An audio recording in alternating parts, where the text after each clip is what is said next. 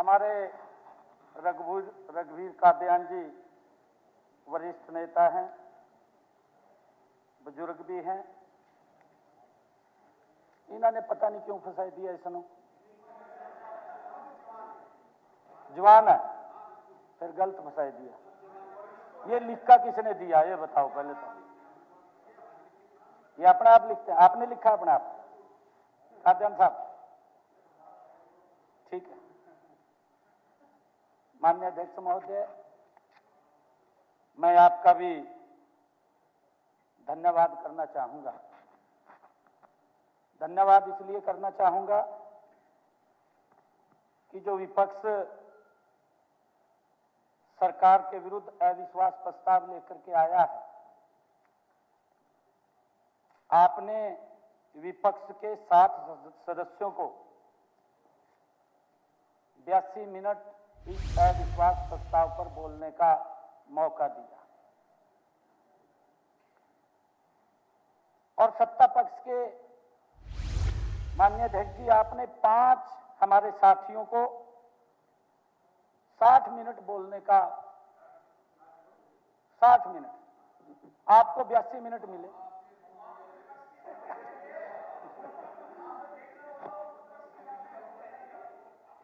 हमारे साथियों को 8 माननीय सदस्य बोल रहे हैं, 8 बोल रहे, फिर समय और बढ़ गया जी 82 से, 5 मिनट और जोड़ लो इसमें।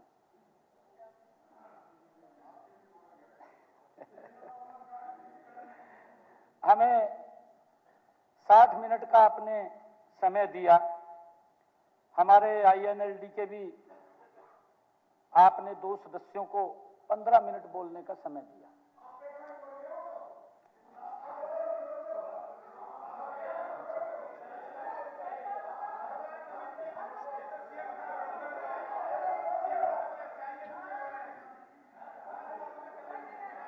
माननीय अध्यक्ष जी, अब मेरे वक्तव्य के तुरंत बाद अविश्वास पत्र पर मतों की गिनती होगी। मेरा विपक्षी साथियों से निवेदन है कि देखिए, मैं बिल्कुल भी किसी के उसमें नहीं बोल रहा। जब बोल रहे हो तो बता दो।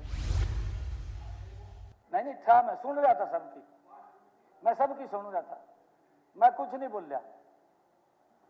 परंतु मेरा आग्रह है विपक्षी साथियों से, वो धैर्य से सुने। अगर कोई टिक्का टिप्पणी करनी है तो वो बाद में आप कर सकते हैं। माननीय अध्यक्ष जी, हमारे विपक्ष के साथी 22 फरवरी 2024 को भी सरकार के विरुद्ध अविश्वास प्रस्ताव लेकर के आए। मतदान से पहले सदन से वॉकआउट करके भाज गए थे। माननीय अध्यक्ष जी, मैं ये चाहता हूं कि हमारे विपक्षी साथी वैसा इस बार बिल्कुल नहीं करेंगे, धैर्य से सुनेंगे।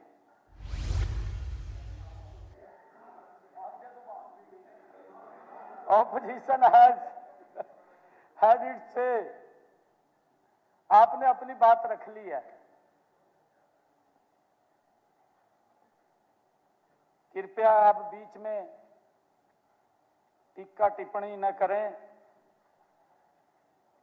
इससे मेरा वक्त भी कम समय में पूरा होगा। जो आप कह रहे हैं इतना बड़ा चिट्ठा ले लिया है, या बीच में आप रोकेंगे तो समय लगेगा। हमारे राव साहब ने भी कहा भी जल्दी निबेड़ दिए भाई, मगर कोई बात नहीं, इस बार पक्की कर रहे हो बिल्कुल। दूसरा तीसरा कर रहे हो। माननीय अध्यक्ष जी, मेरा मानना है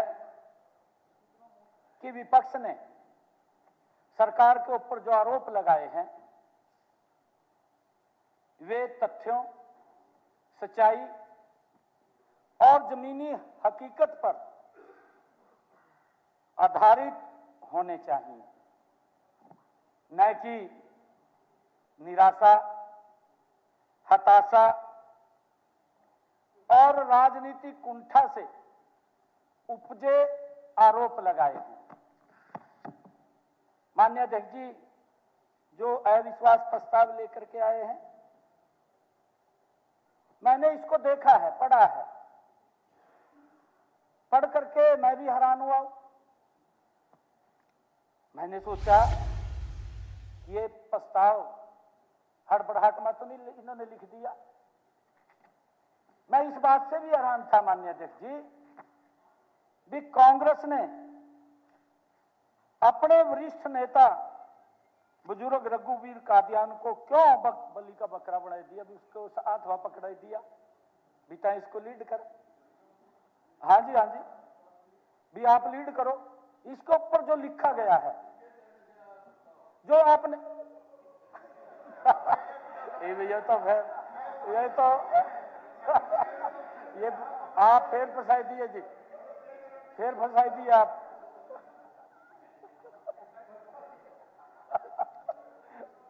किसने दिया आज लिख करके आपको? स्पीकर सर,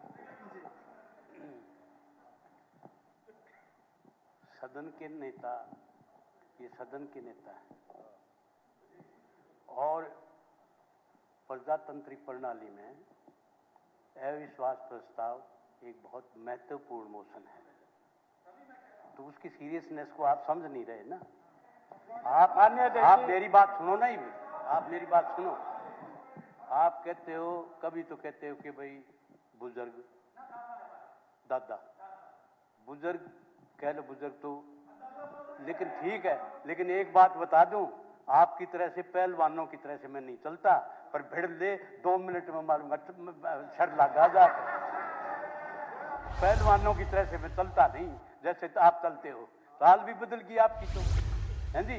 और कोई बात नहीं दादा, तो दादा और कही जी, एक बलि का बकरा, बलि का बकरा इन्होंने कहा। चलिए जी, काट ये विड्रॉ करो जी, काट देंगे। मतलब आपके पूरे खानदान में सारे आदमी इतने पढ़े लिखे, PhD, मालूम है दादा, मालूम है। तो आप जो है इस तरह की शब्दावली का इस्तेमाल कर रहे हो, आप गरिमा से हट के बात कर रहे हो, आप कच्चे रूट पर चल रहे हो। नहीं, कच्चे मैं आपको बताऊंगा, नहीं मैं आपको बताऊंगा जो आपने लिखा। आप स्पेसिफिक, जो मैंने जो एलिगेशन लगाए हैं उनका जवाब दो। आप बोल लो, आप मैं बाद में बोलूं। तो जवाब दो ना आप। नहीं, आप बोल लो, मैंने बोल लिया ना।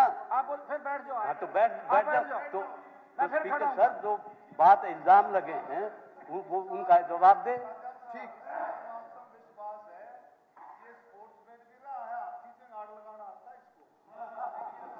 माननीय अध्यक्ष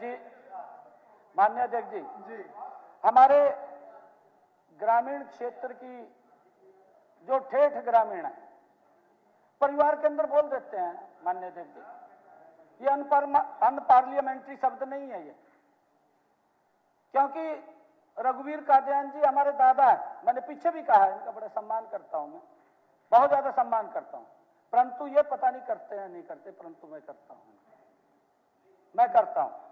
करते नहीं आदमी हो, लेकिन आप जो है ना, आपकी समस्या क्या है कि आप किसी दबाव में हो, आप अपने आका की चमचागिरी के लिए पता नहीं किस नए रुझान को भी में कह देते हो।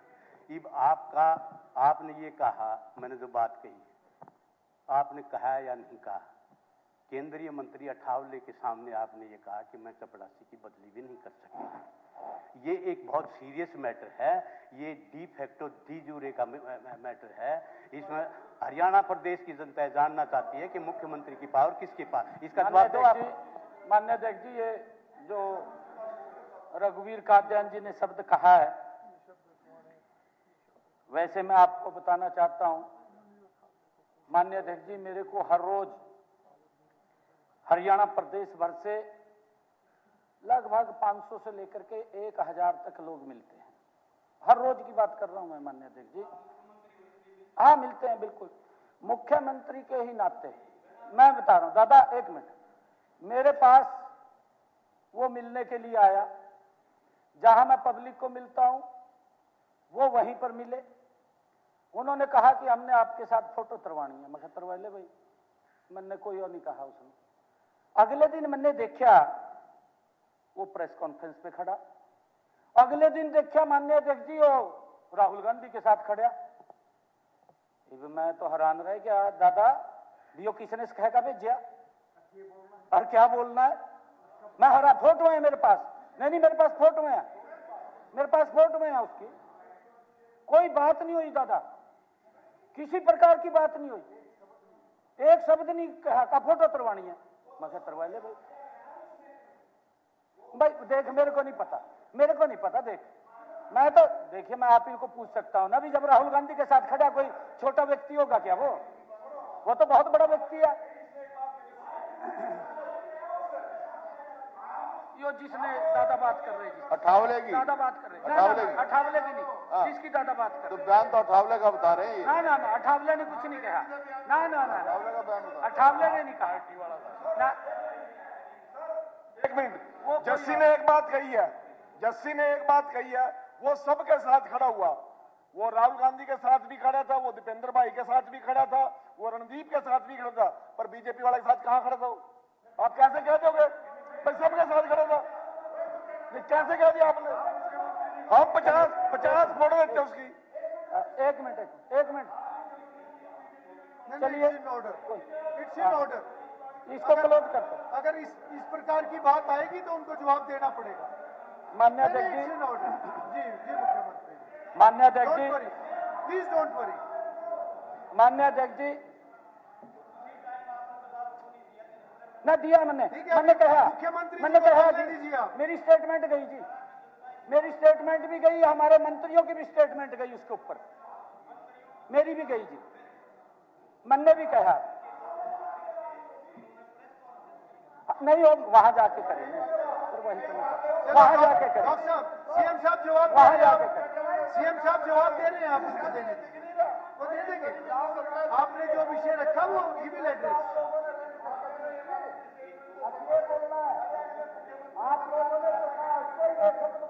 माननीय अध्यक्ष जी, माननीय अध्यक्ष जी, मुझे नहीं पता, नहीं माननीय अध्यक्ष जी, मुझे नहीं मालूम, मैं दे रहा हूं जी जवाब।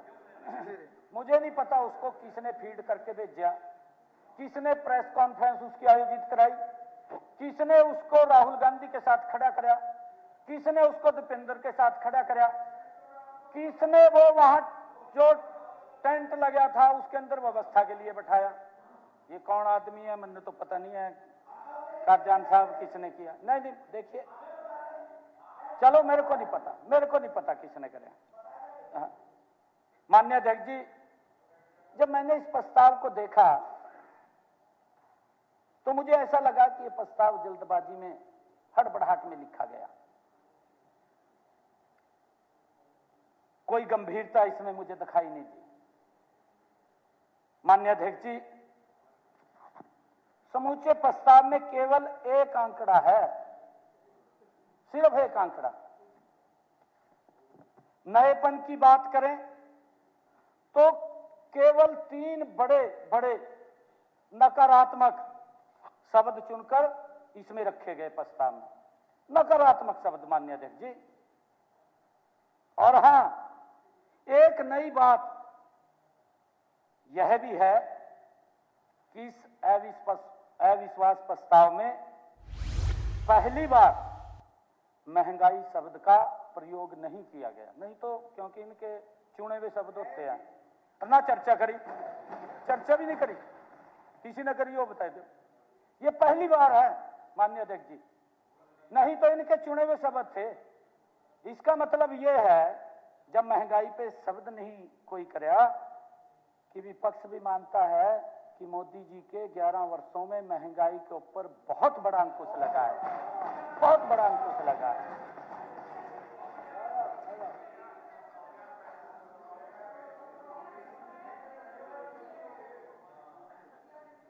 माननीय अध्यक्ष महोदय,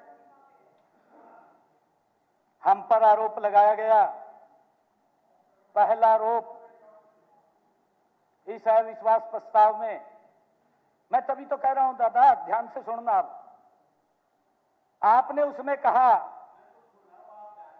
हाँ ध्यान से बोल रहा हूं, मैं बताऊंगा दादा आपको, आपने इसमें पहला आरोप लगाया कि सरकार ने लोकतंत्र को तंत्र लोक में बदल दिया।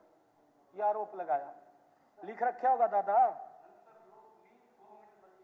हाँ बैठो, मैं बताता हूं दादा। आप तो बहुत पढ़े लिखे हैं, आप एडवोकेट हैं।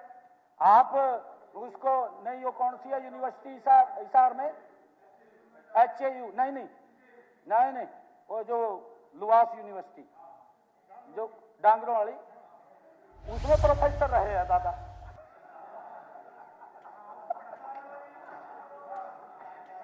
है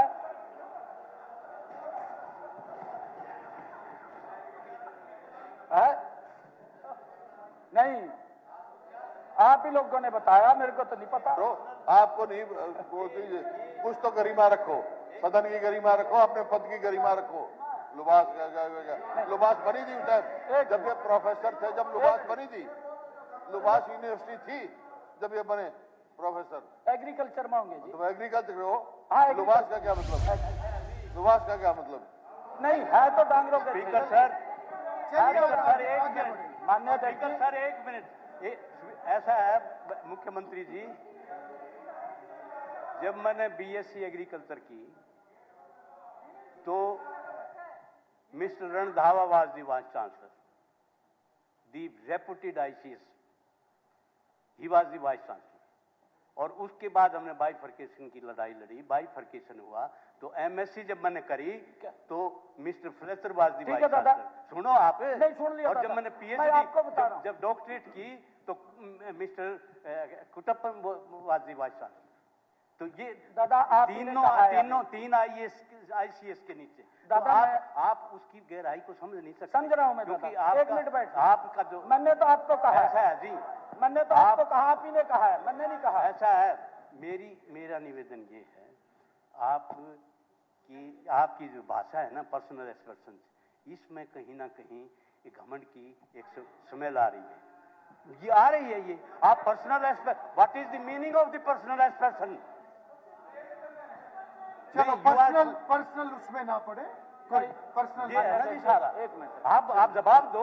जवाब दे रहा हूँ। हाँ मैं जवाब। मुख्यमंत्री जी हाँ ठीक, बैठ दो। चलिए ठीक।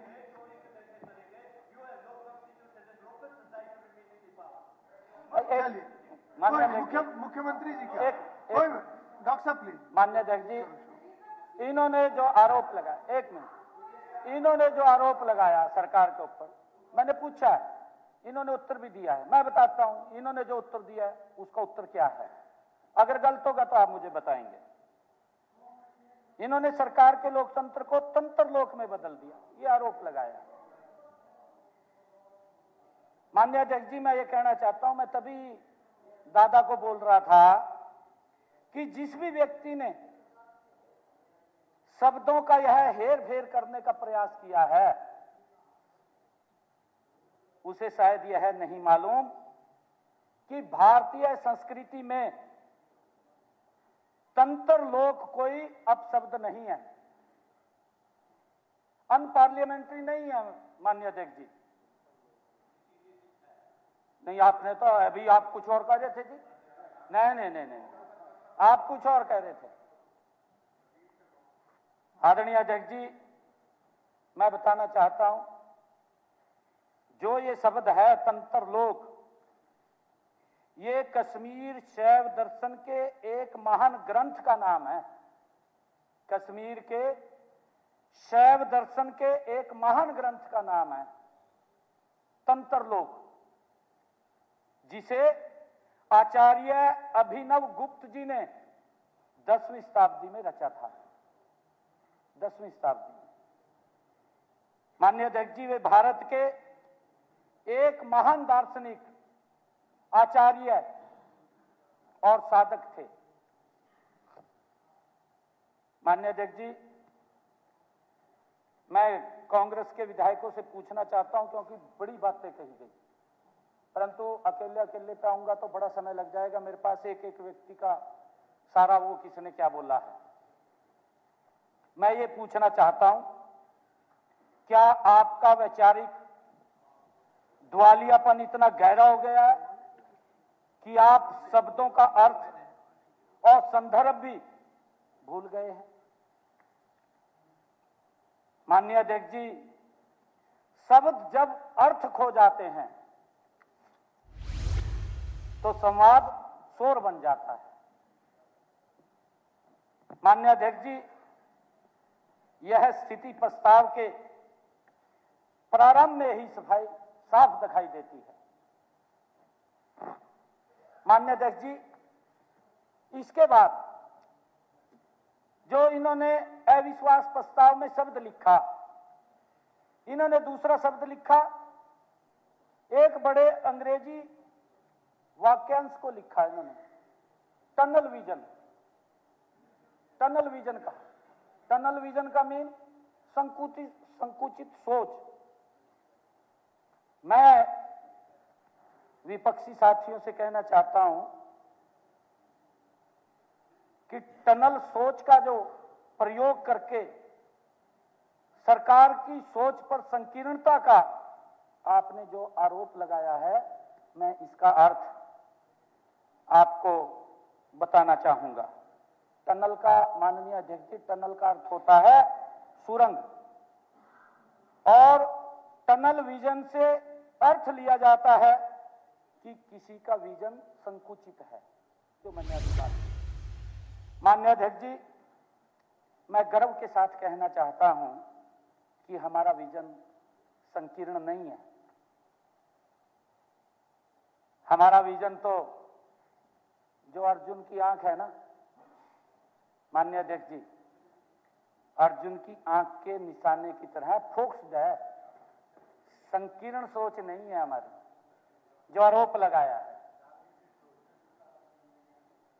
माननीय अध्यक्ष जी, हमारा विजन है माननीय प्रधानमंत्री नरेंद्र मोदी जी द्वारा लिए गए विकसित भारत 2047 के संकल्प को साकार करना है। ये हमारा फोकस है, ये हमारा संकल्प है। माननीय अध्यक्ष जी, हमारा टनल विजन नहीं है, और इसके बारे में मैं बताना चाहता हूं। माननीय अध्यक्ष जी, आदरणीय प्रधानमंत्री जी के यशस्वी नेतृत्व में हमारा जो विजन है, सबका साथ, सबका विकास, सबका विश्वास और सबका प्रयास, ये हमारा विजन है। माननीय अध्यक्ष जी, इस मूल मंत्र पर चलते हुए जो हमारा ये विजन है, आदरणीय प्रधानमंत्री जी ने दिया, इस मूल मंत्र पर चलते हुए पंडित दीनदयाल उपाध्याय जी के अंत्योदय दर्शन से नित नूतन प्रेरणा लेकर हम समाज के अंतिम व्यक्ति के जमीन को संवारने के लिए हर दिन, हर क्षण कटिबद्ध, प्रतिबद्ध और कार्यरत हमारी सरकार है। हम काम कर रहे हैं।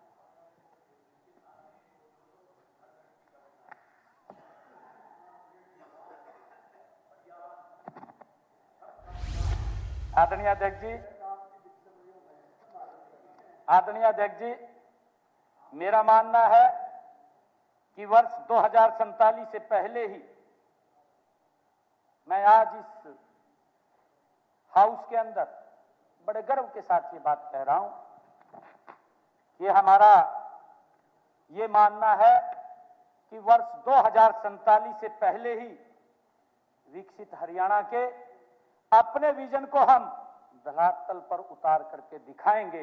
इस गति से हम काम कर रहे हैं, इस गति से काम कर रहे हैं।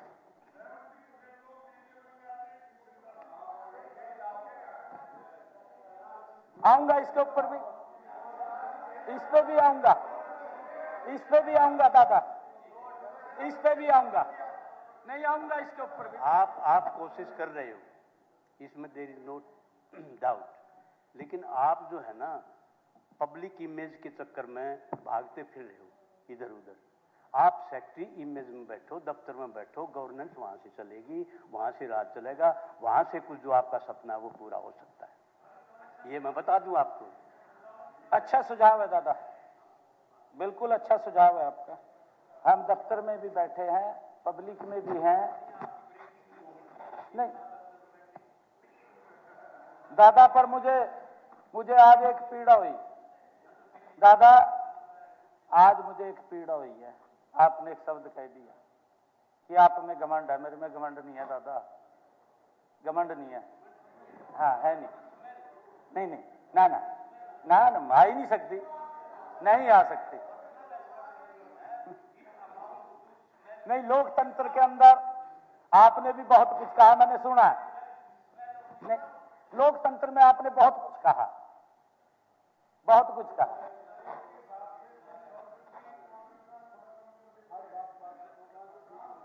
माननीय अध्यक्ष जी, मेरी परिकल्पना में विकसित हरियाणा में न केवल हर परिवार में समृद्धि होगी, बल्कि गुरुदेव रविंद्रनाथ टैगोर जी की वो परिकल्पना भी सभी साकार होगी जो उन्होंने कहा था, where the mind is without fear and the head is held high, where knowledge is भरी।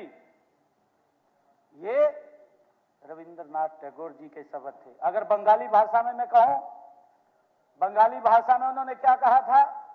उन्होंने कहा था, कहूं तो चित जेथा, कहूं तो चित जेथा, भय शून्य उच्च जेथा, सिर और ज्ञान जेता मुक्त।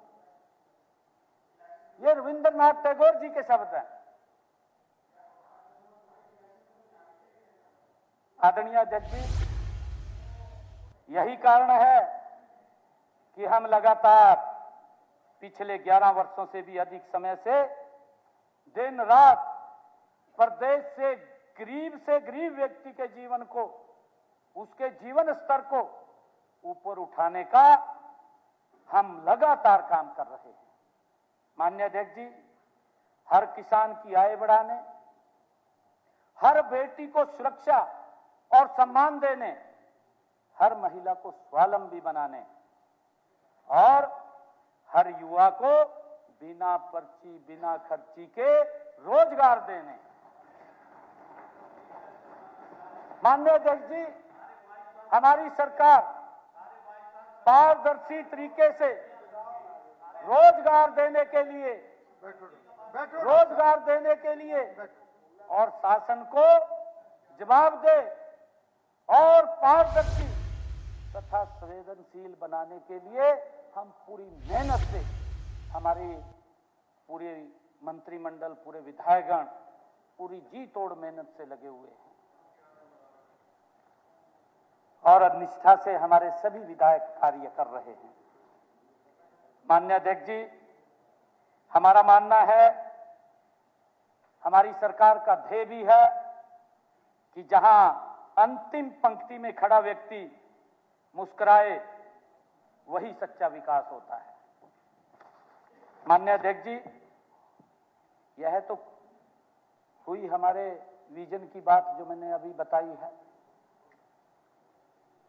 जो दादा ने कहा टनल की बात, मैं टनल की बात करता हूं।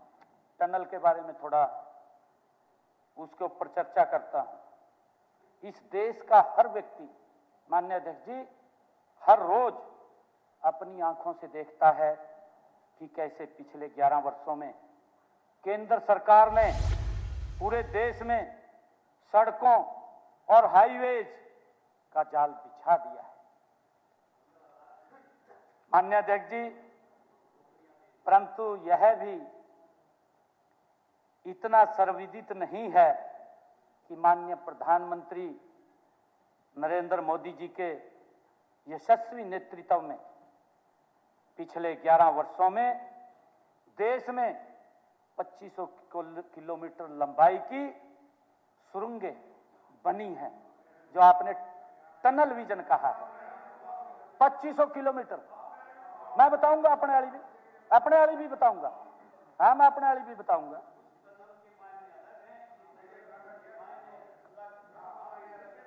मुझे तो नहीं पता कि आपका विजन क्या है। मेरा निवेदन है हुड्डा साहब, कर रहा हूँ।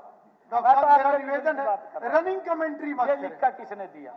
नहीं, उनको मैं बोलना नहीं वो कुछ। सारे शब्द जो लिखे हैं उनको जवाब देने दीजिए, कोई बात नहीं। अब सबने बोलना है, सबने सुना है, माननीय अध्यक्ष कोई जी, बात नहीं। रनिंग कमेंट्री मत कीजिए। माननीय अध्यक्ष जी, जिनमें कईयों को से दूध की केवल चिंता है, दूर जाना है तो जल्दी निपटेगा। जिनमें से तो केवल पटाखी ना करें। 460 किलोमीटर लंबी सुरंगें, बनिहाल, कांजीगुड़ टनल, ये परियोजनाएं भारत की नहीं, अरे एक मिनट, आपने आरोप लगाया, आपकी सोच क्या है मैं वो देख रहा हूं ना। नहीं देखिए आफ्ताब जी, ये ना ये टनल विजन आपने कोई छोटा शब्द नहीं कहा।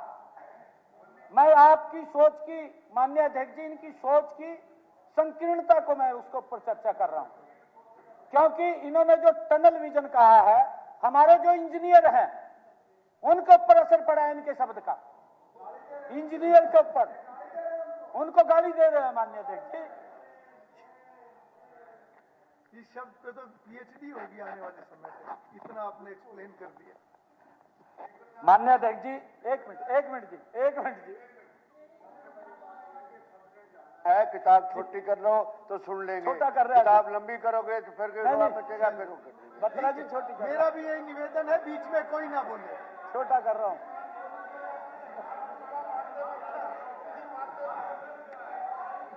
जी मुख्यमंत्री जी। माननीय अध्यक्ष जी,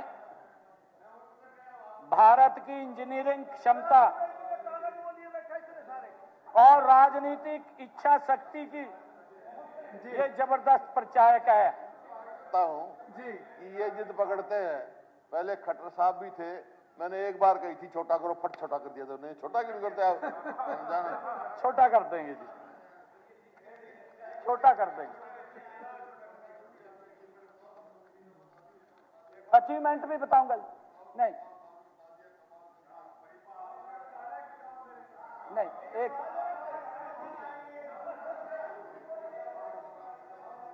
माननीय अध्यक्ष जी, मैं अभी तो उस विषय पे नहीं आया जो इन्होंने कहे हैं। अभी तो मैं जो इन्होंने प्रस्ताव में लिख करके दिया है, विश्वास प्रस्ताव में, उस शब्द का एक एक का पोस्टमार्टम करके बता रहा हूं। पहला विश्वास प्रस्ताव है अध्यक्ष महोदय, जिसका अपोजिशन नहीं पाएगी। जब तक मुख्यमंत्री बोलेंगे सब बाहर जाएंगे, देख लियो हिसाब से तैयारी होगी ना। माननीय अध्यक्ष जी,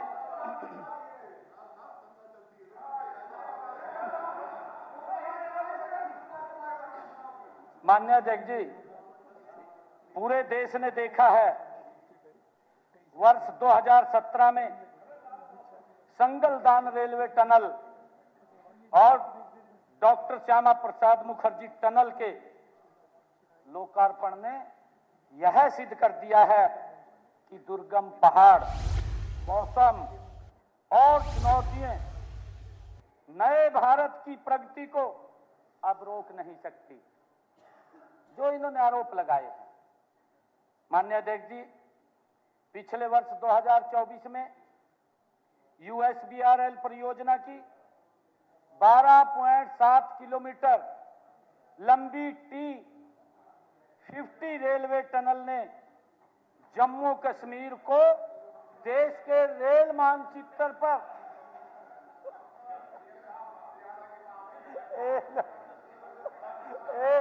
मैं हरियाणा की बात करूंगा, पहुंचने वाले हैं, टनल से नजदीक लग गए, टनल से जल्दी आ रहे हैं, पहुंचने वाले हैं हरियाणा अभी। नहीं पहुंच गए, बस 5-4 मिनट में पहुंचने वाले हैं चंडीगढ़।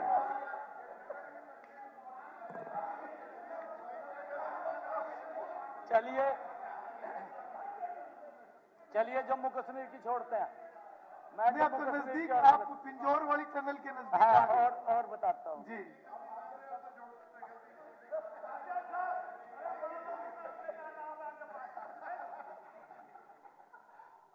माननीय अध्यक्ष जी, मैं जम्मू कश्मीर की बात नहीं करता, मैं हरियाणा की बात करता हूं। अशोक अरोड़ा जी ने कहा है कि हरियाणा का बताओ क्या है, हरियाणा का बताता हूं मैं। अभी हाल में ही हरियाणा में भी हरियाणा बॉर्डर से दिल्ली हवाई अड्डे तक बनी टनल हमारे हरियाणा के नागरिकों को, पंजाब के नागरिकों को, हिमाचल के नागरिकों को, जम्मू कश्मीर के नागरिकों को हम उधर नहीं जमते पर इधर ही बुला रहे। बढ़िया ना टनल ये बढ़गी। सोनीपत से मात्र जो टनल बनी है,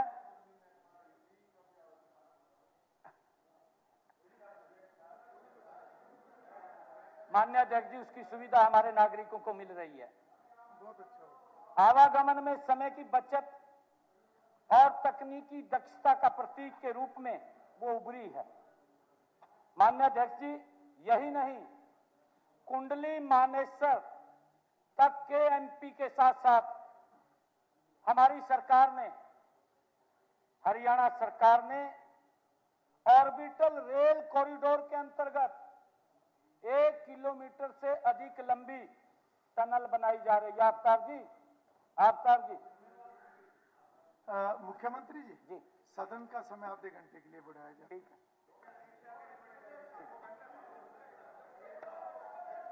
हाँ नहीं, थोड़ा थोड़ा करके 1 किलोमीटर की टनल हरियाणा, जो ये ऑर्बिटल रेल कॉरिडोर बन रहा है, बन रही है ना?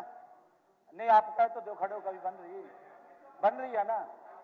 चंडीगढ़ में जगह मिलती ही नहीं है, तो यहाँ से टनल खोलकर पंचकुले में बना लिया आपने विधानसभा। टनल खोदो, टनल खोल के चलो। जहां आवश्यकता है जी वहां बना रहे हैं। माननीय अध्यक्ष जी, चलिए मैं हिमाचल की नहीं छेड़ता, वैसे नहीं, इसका वो दिखा दूं जी मैं, हाँ, क्योंकि वो कोई कारण है, उसका बाद में बताऊंगा जी कारण क्या, लास्ट में जब समापन होगा। माननीय अध्यक्ष जी, 2020 में बनी मनाली और लाहौल स्पीति घाटी से जोड़ने वाली 9 किलोमीटर लंबी अटल टनल दुनिया की सबसे ऊंची हवाई सुरंग है, सबसे ऊंची। इसका नाम नहीं, मैं बता रहा हूं क्यों नाम लिया, मैं छोड़ दिया था, आपने बताया, ये किसने लिख कर दिया मेरे को नहीं पता।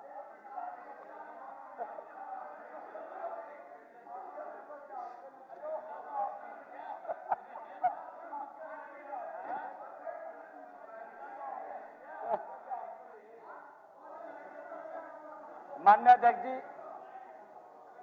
इसका नाम, माननीय अध्यक्ष जी, अटल टनल का नाम भारत रत्न पूर्व प्रधानमंत्री अटल बिहारी वाजपेयी जी के नाम से रखा गया है।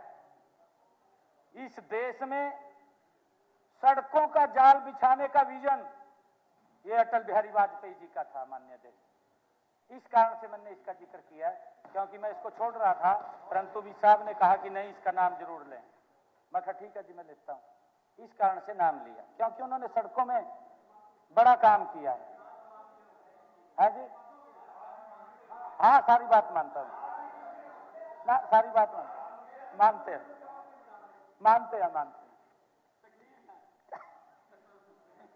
माननीय अध्यक्ष महोदय,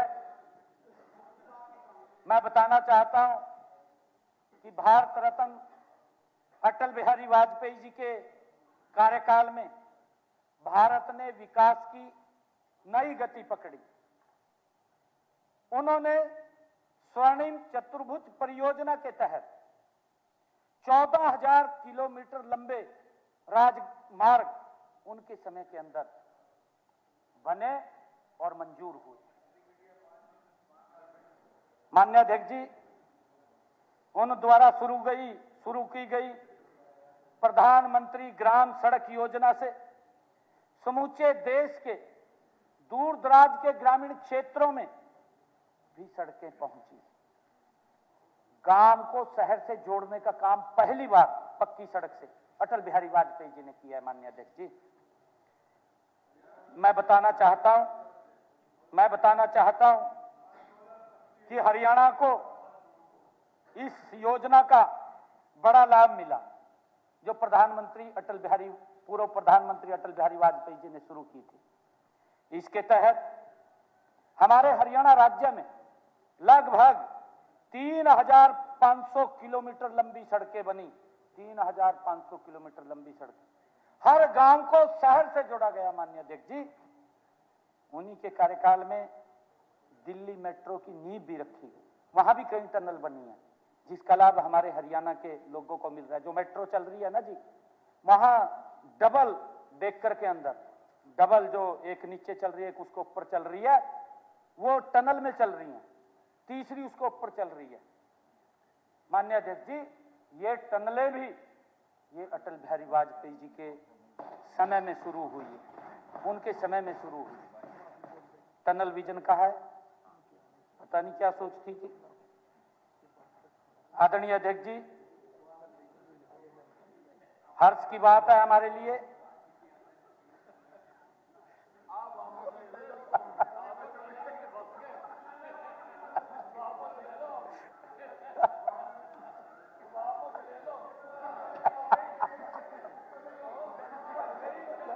जो नो कॉन्फिडेंस मोशन आया है उसका रिप्लाई तो दे नहीं रहे आप। ये वो तो किसी ने लिख दिया, ये किसने लिख के दे दिया आपके हाथ ये में? जो आप सवेर के यही बात करेगा, लिख कर दे दिया।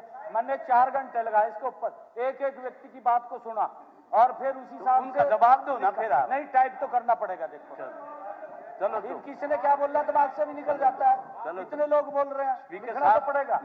मेरा सबमिशन ये है कि काइंडली जो स्पीच ऑफ दी सदन के नेता की जो स्पीच है वो नो कॉन्फिडेंस मुझसे अपनी सफलता बताएं।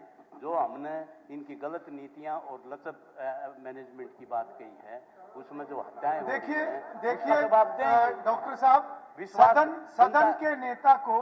सदन के नेता अपने विषय को किस तरीके से रखते हैं ओके। और कैसे उसका बैकग्राउंड प्रस्तुत करते हैं, शेयर उसके लिए बातें नहीं कर सकते। नहीं, यह है कि मेरा निवेदन है कि वो अपना विषय रख रहे हैं, सब सुने उसे। तो अभी तो देश की टनल गिराई है, अभी तो दुनिया की टनल हाँ, गिराने नहीं, दो। अभी नजदीक आ टनल ही गिरा दो। नजदीक आ। माननीय अध्यक्ष जी, माननीय अध्यक्ष जी वापिस ले लो। और भी साहब कह रहे हैं तो वापिस ले लो। क्या हुआ? हाँ जी, सीएम साहब, डिप्टी स्पीकर साहब ने पहली बार आग्रह किया, कुछ कहना चाह रहे हैं। मुख्यमंत्री जी, पहले मैं इधर बैठे इधर की बात करूंगा जी। मेरे को तो इतने दिनों की फीलिंग ही अजीब अजीब आनी शुरू हो गई थी, चक्कर ही है। तो मैं इन्हीं की बात कर रहा हूँ जी।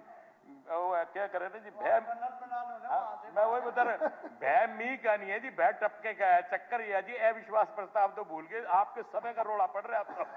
आप कितना बोलोगे, समय का चक्कर पड़ रहा है जी, बाकी तो कोई चक्कर नहीं जी। माननीय उपाध्यक्ष जी, ये विज साहब ने बात कही है ना भी विश्वास प्रस्ताव वापस ले लो, ले लेना चाहिए, है तो कुछ नहीं है। माननीय अध्यक्ष जी, एक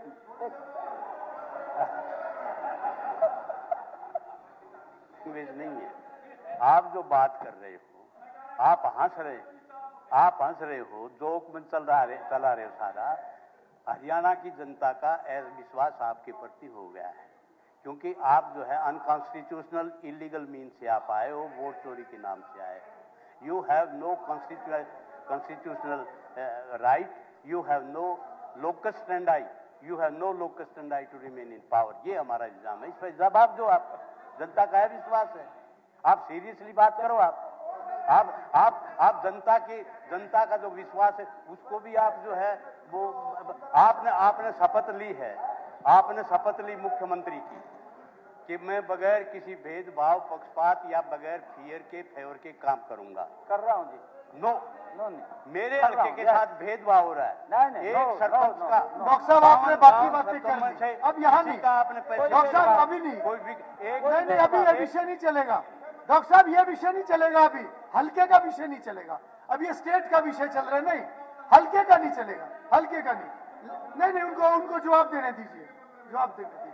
माननीय अध्यक्ष जी, अब हल्कों के विषय नहीं उठेगा। माननीय अध्यक्ष जी, बाबा रामदेव जी भी बात बताते हैं। एक बाबा रामदेव जी भी बोलते हैं कि सुबह 4 बजे उठ करके हंसना चाहिए, स्वस्थ ठीक रहता है दादा, हंसना चाहिए। सारी मानते हैं जी। ये लो अध्यक्ष। वो भी तुम्हारी टनल सोच से काम कर रहे हैं। वहाँ भी तुमने टनल सोच अपनाई थी। स्वामी रामदेव जो है वो आर्य समाज से पनपे हैं।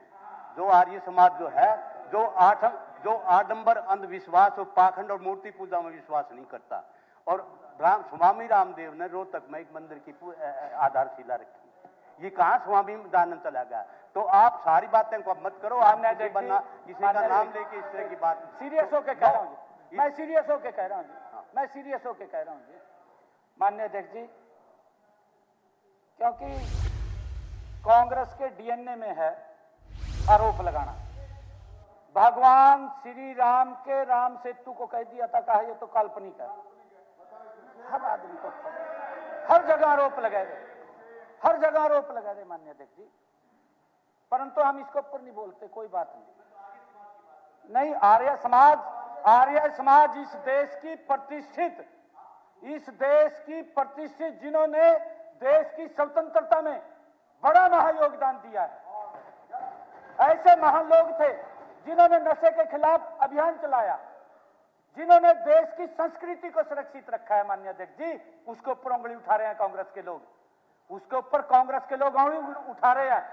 उस संस्था के प्रति आपके परिवार के लोग रहे हैं उसके अंदर जी। आप लोग को मेरे तो पिताजी गुरुकुल में पढ़े भाई। लोग को आप लोग को क्या बोल रहे हैं?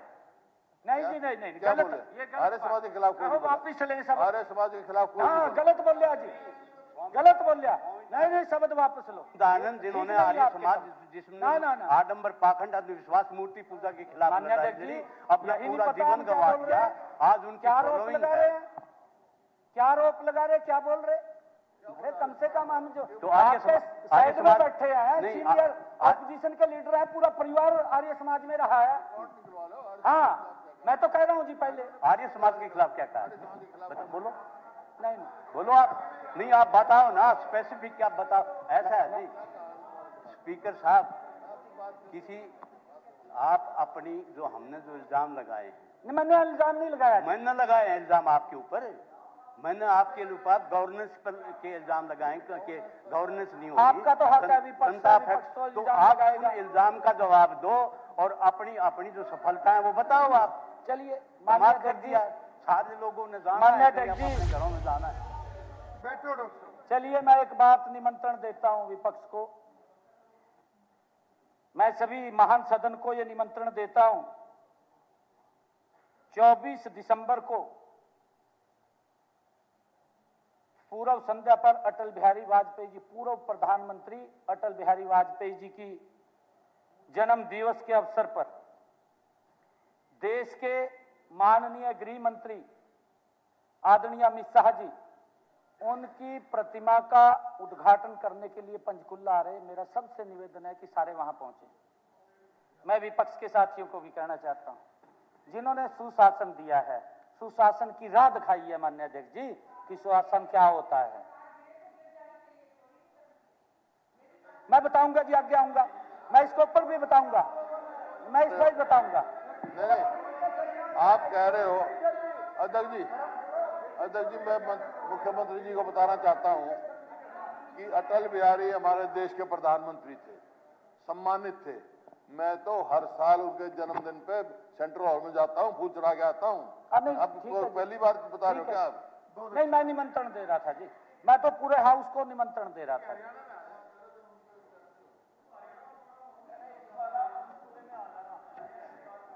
माननीय अध्यक्ष जी, इन्होंने जो आरोप लगाए हैं मैं उसके ऊपर बात कर रहा हूं। अब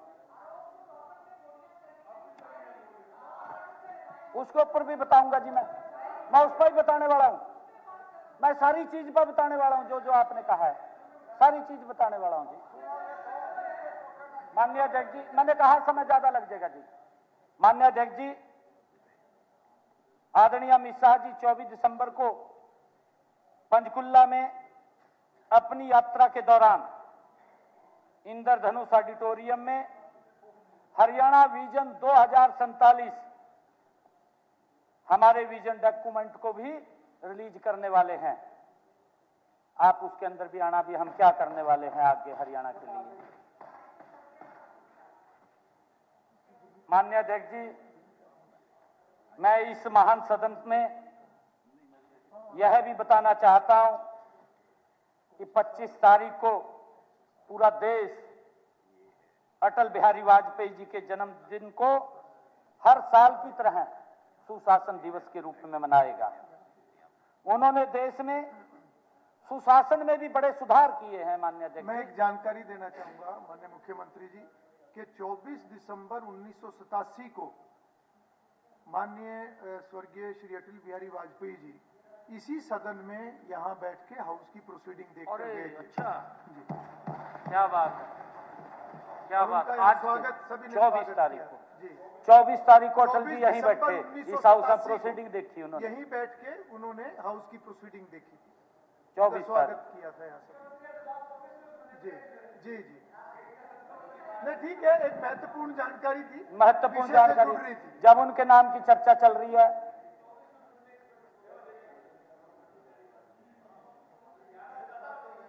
जी जी जी, माननीय अध्यक्ष जी,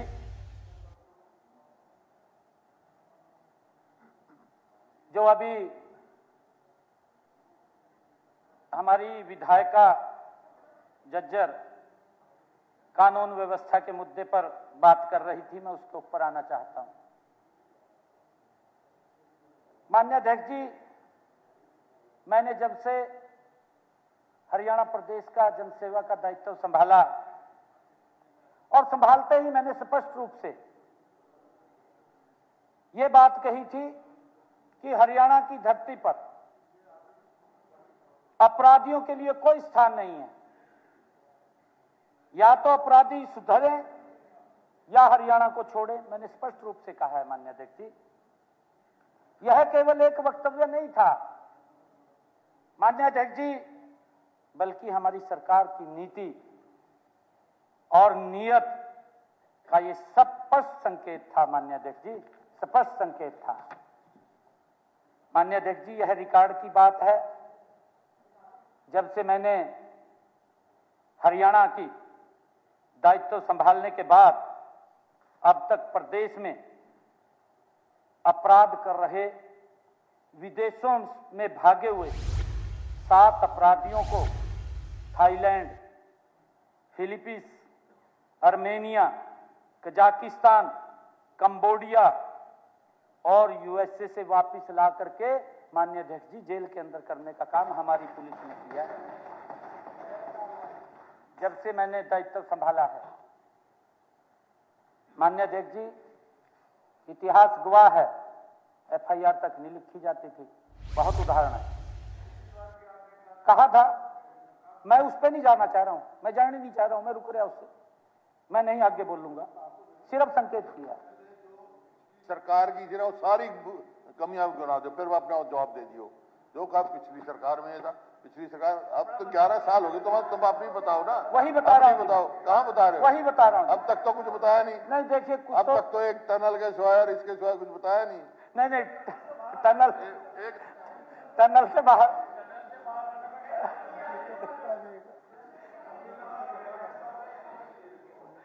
माननीय अध्यक्ष जी, माननीय अध्यक्ष जी, यह कहते हुए मुझे संतोष भी है कि हमारी सख्त नीतियों और प्रभावी पुलिसिंग की कारण संगठित अपराध, अंतरजातीय गिरोहों और साइबर अपराध के विरुद्ध ठोस सफलता हमें मिली है। माननीय अध्यक्ष जी, पिछले 11 वर्षों के आंकड़े बताते हैं कि प्रदेश में सभी बड़े अपराधों में भारी कमी आई है। माननीय अध्यक्ष जी, आंकड़े हैं, हत्या के मामलों में 12.75% की कमी आई है पिछले 11 वर्षों का अगर रिकॉर्ड देखें उससे पीछे उठाकर। डकैती में 49.41% की कमी आई है। दंगों में 20.78% की कमी आई है और लूट के मामलों में 10.52% की कमी आई है।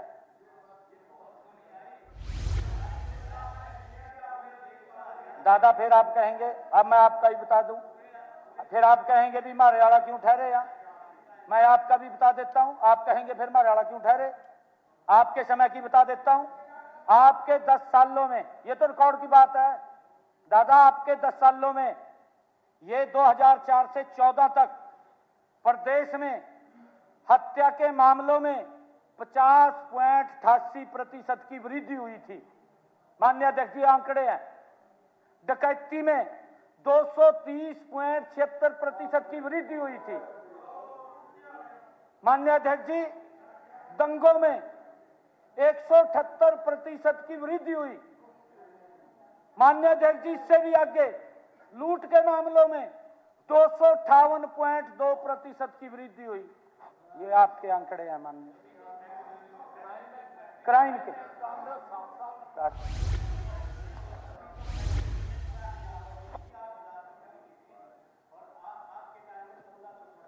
माननीय अध्यक्ष जी बताऊंगा, उस पर भी आऊंगा दादा, उस पर भी आऊंगा, उस पर भी आने वाला हूं मैं एक एक चीज का जवाब दूंगा जो आपने कहा है, और जितने हमारे विधायकों ने कहा उनका भी जवाब दूंगा। मेरे पास आ रहा क्या, मैं तभी तो कहा भी धैर्य से सुनिए।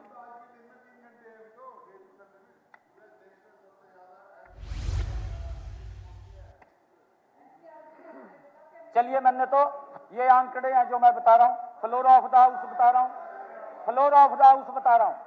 नहीं, ऐसा नहीं।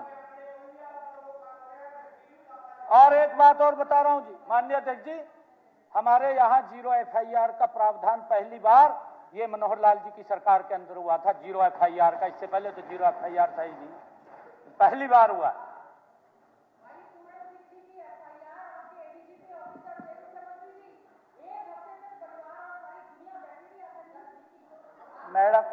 मैडम और चंडीगढ़ पुलिस थी, हमारी पुलिस नहीं थी, चंडीगढ़ पुलिस थी। विधायक महोदय जी वो चंडीगढ़ पुलिस थी, वही जांच कर रही है, वही जांच कर रही है। मैं तो कह रहा हूं वही जांच का विषय नहीं है, आप उस पर मत जाए गीता जी। हरियाणा का विषय नहीं है वो, जो चंडीगढ़ का विषय यहाँ मत उठाए, आदरणीय अध्यक्ष जी, जरूरत नहीं। हमने क्राइम के प्रति, हाँ ठीक है, हमने क्राइम के प्रति जो विषय किया वो यहाँ का नहीं है, ठीक है, हरियाणा की चर्चा हो रही है। आदरणीय अध्यक्ष जी, हमारी सरकार ने क्राइम के प्रति ऑपरेशन क्लीन और ऑपरेशन प्रहरी जैसी पहलों में जमीनी स्तर पर माननीय अध्यक्ष जी ठोस परिणाम हमारी सरकार ने दिए हैं। माननीय अध्यक्ष जी 5 नवंबर से 27 नवंबर तक चलाए गए, बैठ जाओ मैं बताऊंगा जी। माननीय अध्यक्ष, नहीं एक मिनट जी, मैं इससे तो मैं नाराज हूं जी, मैं इससे नाराज हूं। नहीं करेंगे, करेंगे।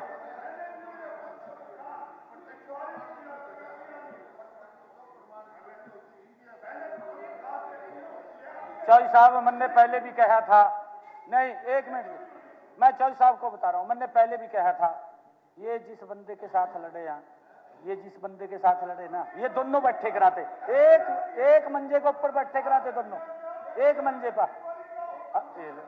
ये बताओ, रिपोर्ट है वो इन्वेस्टिगेट करो आप, कोई नहीं वो कोई बात नहीं रोक रहा। आप एक तरफ तो 1 मिनट पहले तो आपने कहा 0 FIR कर दी हमने, एक MLA की FIR दर्ज नहीं हो रही। मैंने ये कहा तो मैंने बीच में ना बाढ़ो है, मैंने ये बात कही भी आप हमारे आदमी है, मनु बीच में ना बाढ़ो मखा, मैंने स्पष्ट कहा। इवन का दोनों का आपस में परिवार में आना जाना जी, और दोनों इकट्ठे बैठे कराते जी।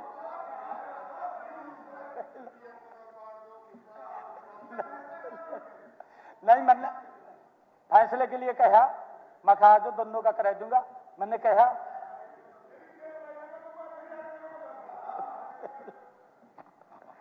माननीय अध्यक्ष जी, हमने 5 नवंबर से 27 नवंबर तक हरियाणा में ऑपरेशन ट्रैकडाउन में हमारी उपलब्धियों से आज अपराधियों में खौफ है। माननीय अध्यक्ष जी, इस ऑपरेशन से 7,587 अपराधियों को सलाखों के पीछे डालने का काम ये हमारी सरकार ने किया है। माननीय अध्यक्ष जी, इस ऑपरेशन ट्रैकडाउन में 322 अवैध हथियार भी जब्त किए गए, उनसे पकड़े गए, गंभीरता से काम कर रहे हैं। माननीय अध्यक्ष जी, इसी तरह 1 दिसंबर से चलाए जा रहे ऑपरेशन हॉटस्पॉट डोमिनेशन में 2200 अपराधी गिरफ्तार किए गए। दादा हंस रहे हैं, दादा हंस रहे, आप ही समझाए दो। नहीं कहते रेजुलेशन वापिस ले लेगा। मेरा नाम ले, एक बात कही मैं, 1 मिनट। चाणक्य ने ये कहा था जी कि राज दरबार में सच्चाई कहने वाले लोग नहीं मिलते। ये सच्चाई है। और सच्चाई कहने वाले मिलते हैं तो कान सुनने वाले नहीं मिलते। आप जो घिरे हुए हैं ना, मेरा एक सुझाव है, आप अपना भेष बदल कर अम्बाड़ा से नारनौल तक चले जाओ।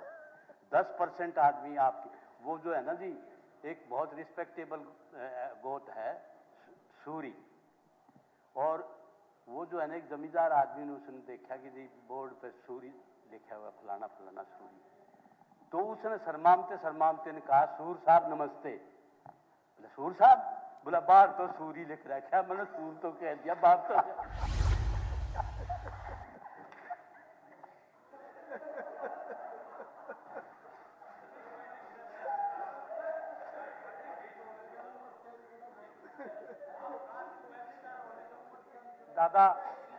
दादा जो बात कह रहे हैं ना, माननीय अध्यक्ष जी, मैं हर रोज,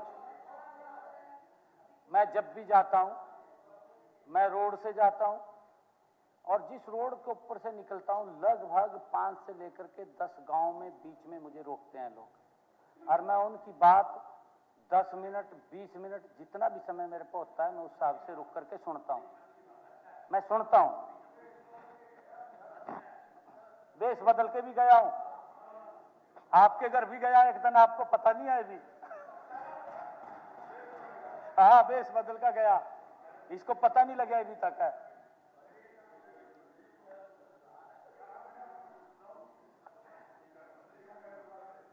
माननीय अध्यक्ष जी, 1 दिसंबर से चलाए जा रहे ऑपरेशन हॉटस्पॉट डोमिनेशन में 2200 अपराधी गिरफ्तार किए गए। इन दोनों ऑपरेशनों से प्रदेश में मादक पदार्थों की तस्करी और अवैध संपत्तियों पर भी लगाम लगी है। माननीय अध्यक्ष जी, हमारे कुछ साथी बोल करके चले गए, इधर भी आरोप लगाया, उधर भी आरोप लगाया।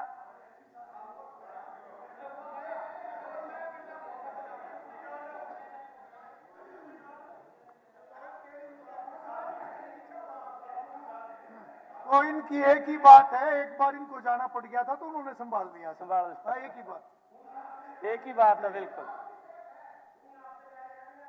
आदरणीय अध्यक्ष जी, इस वर्ष अब तक एनडीपीएस एक्ट के तहत 3,320 मुकदमे दर्ज करके 6,018 नशा तस्करों को जेल की सलाखों के पीछे डाला गया।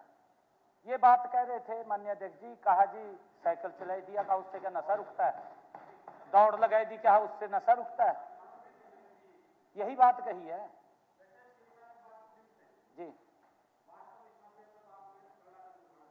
करड़ा कदम उठा रहे मखा जी, ये वह सब करड़ा कदम उठा रहे।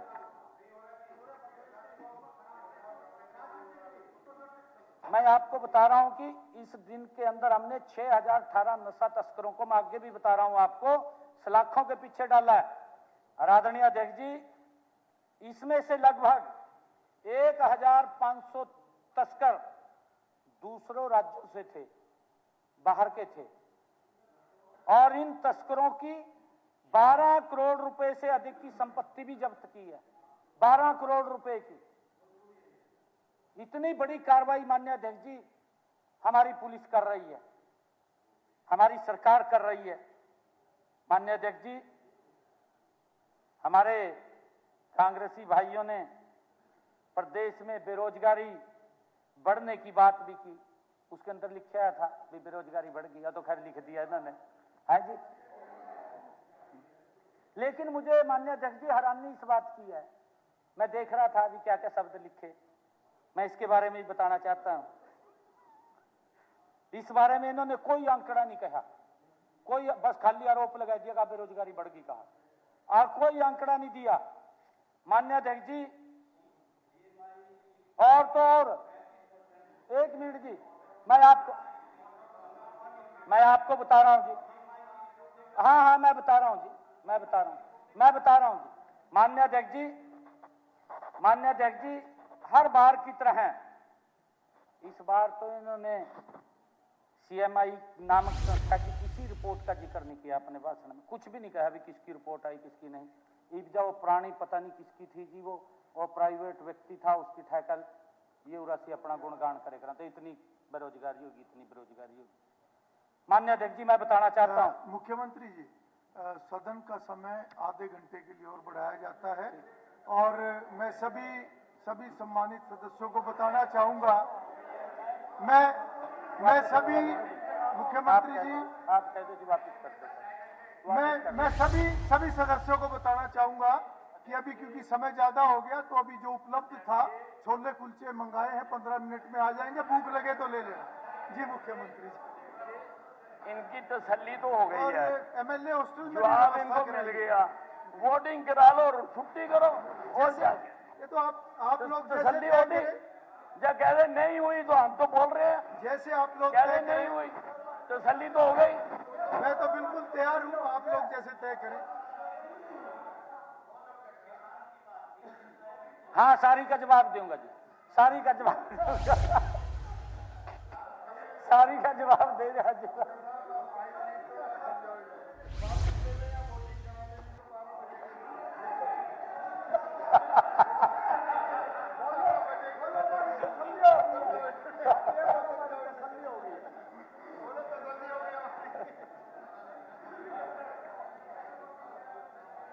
माननीय अध्यक्ष जी, जो हमने सरकार के ऊपर जो लोगों की मंशा है, लोग इस बात से तंग हैं, हमने दान घोटाले की बात करी है। मुख्यमंत्री जी ने पहले कहा धन्यवाद, एक मिनट, जब हम कह रहे थे पिछली, जब हम काम रोको प्रस्ताव आए थे, लाए थे कि नशा बढ़ा है, अपराध बढ़ा है, उस टाइम आंकड़े दे रहे थे। अब 1 महीने की अपनी उपलब्धि बता रहे हो, अच्छी बात है, आप नशे पे रोक लगाओ, परंतु जो आंकड़े उस समय दिए थे, हम अगर आपकी आवाज, जनता की आवाज ना उठाते तो शायद आप ये ना करते। चलिए, धीरे धीरे सभी विषयों पे आ ही रहे हैं। माननीय अध्यक्ष जी, अरोड़ा साहब कह रहे भी जनता तंग है, मैं बड़े विश्वास के साथ ये बात कह रहा हूं, हरियाणा प्रदेश की जनता तंग नहीं है, कांग्रेस तंग है कि हम सत्ता में नहीं आए हैं, ये तंग है। माननीय अध्यक्ष जी, मैं ये बताना चाह रहा था जो बेरोजगारी की बात कही है, पिछले सप्ताह ही माननीय अध्यक्ष जी, भारतीय रिजर्व बैंक उसने अपनी handbook of statistics on Indian states, उसमें स्पष्ट ये बात कही है कि हरियाणा के ग्रामीण क्षेत्र की बेरोजगारी दर अब केवल 3.1% है। ये पिछले सप्ताह ही जारी की है, ये पिछले सप्ताह ही जारी की है बेरोजगारी। ये भारतीय रिजर्व बैंक ने कही है, ये उन्होंने सर्वे रिपोर्ट में कही, मेरे पास सर्वे रिपोर्ट है उसकी। माननीय अध्यक्ष जी, ये तो भारतीय रिजर्व बैंक को पूछो, उन्होंने अपनी इसमें रिपोर्ट में दिया होगा, क्या पमाना उन्होंने लिया होगा, मैं बता रहा हूं जी, जो उनकी रिपोर्ट आई है। हाँ, मैं यही बात कह रहा हूं, 3.1%। माननीय अध्यक्ष जी, अगर उत्तरी भारत के सभी राज्यों में ये सबसे कम है माननीय अध्यक्ष जी। अगर हम अपने पड़ोसी राज्यों की बात करें, जम्मू कश्मीर व हिमाचल प्रदेश में बेरोजगारी की दर इस रिपोर्ट के अनुसार 5% है, दिल्ली में 6% है, वहां तो अभी अपनी सरकार आई है, उसमें 6% है, और दिल्ली में, हाँ गांव में, और पंजाब में ये 5.4% है, राजस्थान में 3.2% है। माननीय अध्यक्ष जी, 2022-23 की तुलना में 23-24 में स्पष्ट कहा गया है कि हरियाणा ने ग्रामीण बेरोजगारी कम करने में बहुत अच्छा काम किया है, ये इस रिपोर्ट के अंदर कहा गया है। माननीय अध्यक्ष जी, इस दौरान हिमाचल में बेरोजगारी दर 1.5% बढ़ी है। नहीं देखिए, जो उनका आंकड़ा था उससे बढ़ी है उतनी, मैं उसके ऊपर बता रहा हूं। अगर आप नहीं सुनना चाहते मैं नहीं बताऊं, परंतु दादा कह रहे पूरी डिटेल में बताओ।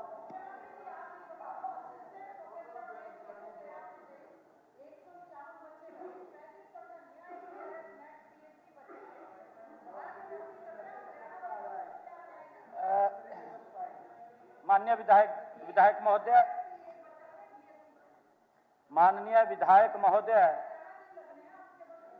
विधायक महोदय, मुझे आज वो बच्चे मिले थे, उन बच्चों को मैंने माननीय अध्यक्ष जी स्पष्ट रूप से कहा भी आपके को अगर कहीं ये लगता है कि मेरे साथ चीटिंग हुई है, जो हमारी ट्रांसपेरेंसी की नीति है, मखाप मुझे बताओ, FIR मैं दर्ज कराऊंगा। मैंने स्पष्ट रूप से कहा उनको, आप मुझे बताओ किससे कहीं पर भी कोई किसी के साथ चीटिंग नहीं है, ट्रांसपेरेंसी तरीके से बच्चे आ रहे हैं, ट्रांसपेरेंसी तरीके से।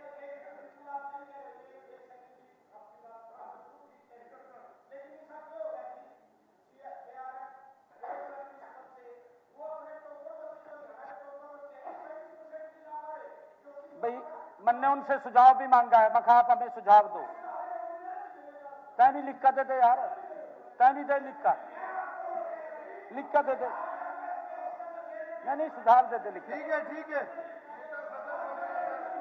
जैसी आप माननीय अध्यक्ष जी, वो आपके नेतागणों ने हर विषय लिख के दिया हुआ है, उसको बीच में मत करो।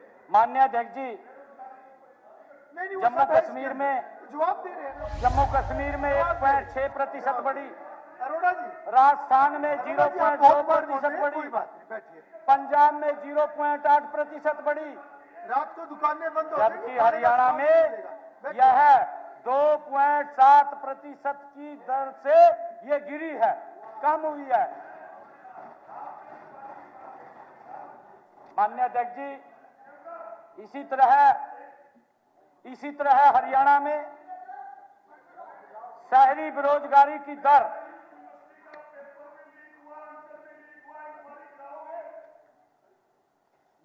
अरे जैसा CET का पेपर हुआ, एक भी बच्चा ये नहीं बोल सकता माननीय अध्यक्ष जी, मैंने उसका चर्चा किया है पीछे, मैं उसमें नहीं जाना चाह रहा हूं क्योंकि लंबा समय लग जाएगा। माननीय अध्यक्ष जी, इसी तरह हरियाणा में शहरी बेरोजगारी की दर 4% है, 4%। यह भी उत्तरी भारत के राज्यों की तुलना में बहुत कम है। माननीय अध्यक्ष जी, हिमाचल में शहरी बेरोजगारी दर 10% है, जम्मू कश्मीर में 11.4% है, पंजाब में 5.6% है, राजस्थान में 7.7% है, चंडीगढ़ में 7.1% है, जबकि हरियाणा में केवल 4% है। माननीय अध्यक्ष जी, 4%। माननीय अध्यक्ष जी, हमने प्रदेश में बेरोजगारी हटाने के ठोस प्रयास किए हैं, जहां एक और लगभग 2 लाख युवाओं को बिना पर्ची बिना खर्ची केवल मेरिट के आधार पर पक्की नौकरी दी गई है। माननीय अध्यक्ष जी, वहीं दूसरी ओर निजी क्षेत्र में भी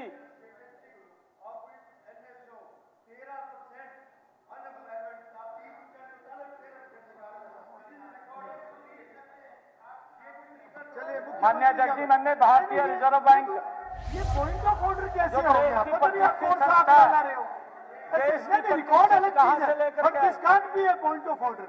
माननीय अध्यक्ष नहीं जी, बत्रा जी, नहीं ऐसे नहीं, माननीय ऐसे नहीं। अध्यक्ष जी, आंकड़ों का आप यहाँ पे हमने- थोड़ा करोगे कंपटीशन। हमने जहां एक ठीक है, आपने बोल ली अपनी बातें। लगभग 2 लाख सुनिए, युवाओं उनका जवाब को सुनिए आप। बिना पर्ची ऐसे नहीं, बिना बीच खर्ची बीच के में नहीं। केवल मेरिट के आधार पर सरकारी नौकरी दी गई है। वहीं दूसरी ओर माननीय नहीं, अध्यक्ष नहीं, जी, नहीं, नहीं, निजी ऐसे- क्षेत्र में भी वो रोजगार के वो इस भरपूर तरीके से मुंह जुबानी अवसर हमने चैलेंज नहीं युवाओं कर सकते आंकड़ों को दिलवाए मुंह गए जुबानी नहीं हैं। कर सकते। माननीय अध्यक्ष महोदय, इस प्रदेश की जनता भली भांति जानती है कि वर्ष 2014 में भाजपा सरकार गठित होने से पहले हरियाणा में सरकारी नौकरियां अपने चहेते को देने के लिए एक षड्यंत्र तंत्र काम कर रहा था। षड्यंत्र तंत्र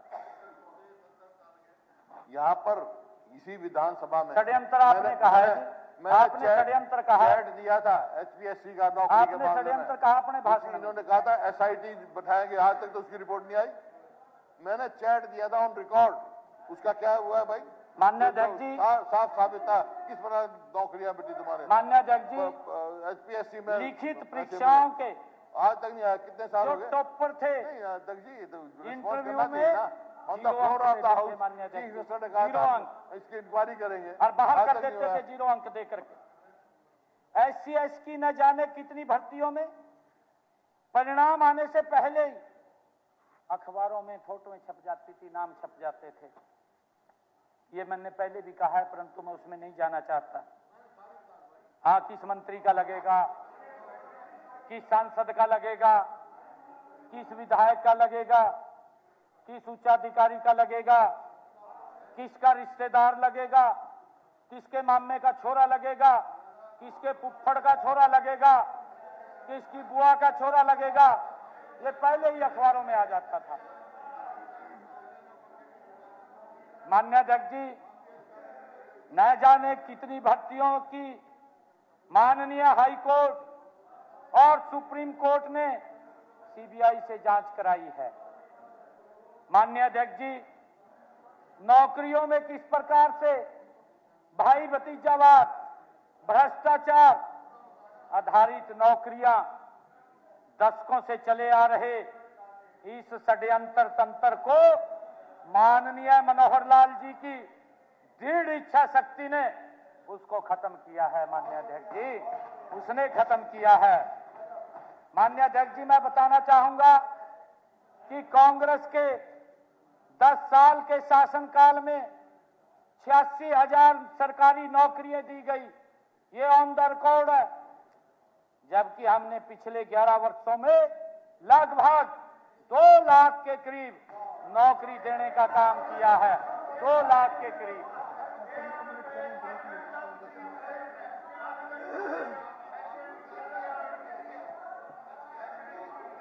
नहीं, एच के आर क्या लगा जी? ये एच के आर क्या लगा, मैं बताऊंगा। वो अलग है। नहीं, वो अलग है। नहीं, अलग है वो, मैं बताऊंगा जी। नहीं, मैं बताऊंगा जी। ये सरकारी पक्की नौकरी है। ये सरकारी पक्की नौकरी है जिसकी मैं बात कर रहा हूं। माननीय अध्यक्ष जी, अविश्वास प्रस्ताव में इन्होंने लिखा कि बेवजह कोर्ट के केस के बहाने भर्तियां लटकाई जा रही हैं। हमारे दादा बोल रहे थे, हमारे दादा ने बोला है। माननीय अध्यक्ष जी, इस बारे में सच्चाई प्रदेश का हर युवा जानता है। प्रदेश का हर युवा का मां बाप जानता है कि बिना पर्ची बिना खर्ची सरकारी नौकरियों की भाजपा सरकार की नीति से बौखलाकर प्रदेश में विपक्ष की शह और मदद से एक भर्ती रोको गैंग ये बना हुआ है।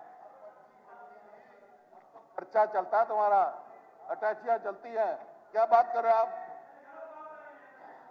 माननीय अध्यक्ष जी, ये हमारे ऑपोजिशन लीडर हैं और इस महान सदन के प्रतिष्ठित सदस्य रहे हैं। इस कुर्सी के ऊपर भी 10 वर्ष बैठे रहे। परंतु निर्णय माननीय उपाध्यक्ष महोदय ठीक नहीं किए, उधर बैठा दिए नहीं बैठा दिए, गलत नीतियों के कारण उधर बैठा दिए। माननीय उपाध्यक्ष महोदय, मैं आज फ्लोर ऑफ द हाउस कह रहा हूं, अगले प्लान में जो ऑपोजिशन लीडर कह रहे हैं वहां कोई दिखाई नहीं देगा, वो भी साफ हो जाएंगे।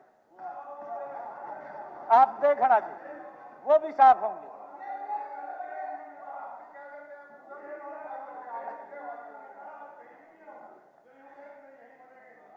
माननीय अध्यक्ष जी, जो पहले मसूरी के समय, फिर परीक्षा के समय, फिर परिणाम के उपरांत अदालतों में जाकर ये एन प्रकरण स्टे ऑर्डर लाने की कोशिश करते रहते हैं।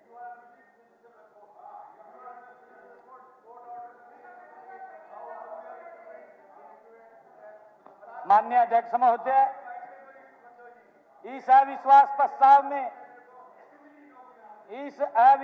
प्रस्ताव में माननीय उपाध्यक्ष महोदय, हरियाणा कौशल रोजगार निगम को भी निशाना बनाया गया। मैं उसी तरफ आ रहा हूं जो आप कह रहे हैं।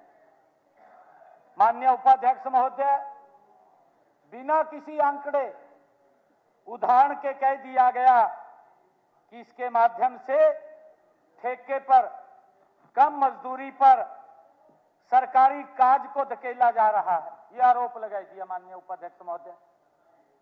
ये बात कही गई। माननीय उपाध्यक्ष महोदय, सच्चाई तो यह है, और उधर से कह रहे कहा सच्चाई या कहा या, उधर से आवाज आ रही है, आई है ना उधर से, परंतु मैं बताना चाहता हूं सच्चाई तो ये है, सच्चाई वो नहीं है, सच्चाई मैं बता रहा हूं विकास जी, सच्चाई मैं बता रहा हूं सच्चाई। माननीय उपाध्यक्ष महोदय, सच्चाई यह है कि हमने इस निगम का गठन करके प्रदेश के युवाओं को प्राइवेट ठेकेदारों के शोषण से मुक्त करने का काम हमारी सरकार ने किया। नहीं तो 2,000 रुपए पकड़ाए थे उन्होंने, इनके समय के अंदर ये हालात थे। माननीय अध्यक्ष जी, यही नहीं, हमने तो इसी निगम के माध्यम से 58 साल की आयु तक नौकरी करने का कानूनी अधिकार भी 1 लाख से अधिक कच्चे कर्मचारियों को दिया है। माननीय उपाध्यक्ष महोदय, हमने 1,22,000 युवाओं को इस निगम के माध्यम से नौकरी भी देने का काम किया, उनको सुरक्षित किया है। माननीय अध्यक्ष जी, जो आरोप लगाया है काप्यान साहब ने, पता नहीं किसने लिख कर दे दिया, मैं तभी कह रहा हमारे दादा है, आपको फंसाई दिया।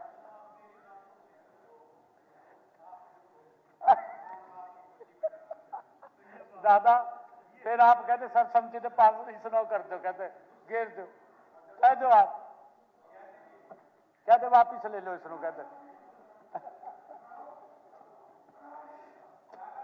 माननीय अध्यक्ष महोदय, माननीय उपाध्यक्ष महोदय, इस अविश्वास प्रस्ताव में अन्य शब्दों के साथ अशिक्षा शब्द का उपयोग भी किया गया। ये शब्द भी बोले गए। माननीय उपाध्यक्ष महोदय, यह प्रदेश की शिक्षा व्यवस्था पर हमारे विपक्षी साथियों ने कड़ा प्रहार किया है। आज हरियाणा की 80% से ज्यादा जनता पढ़ी लिखी है।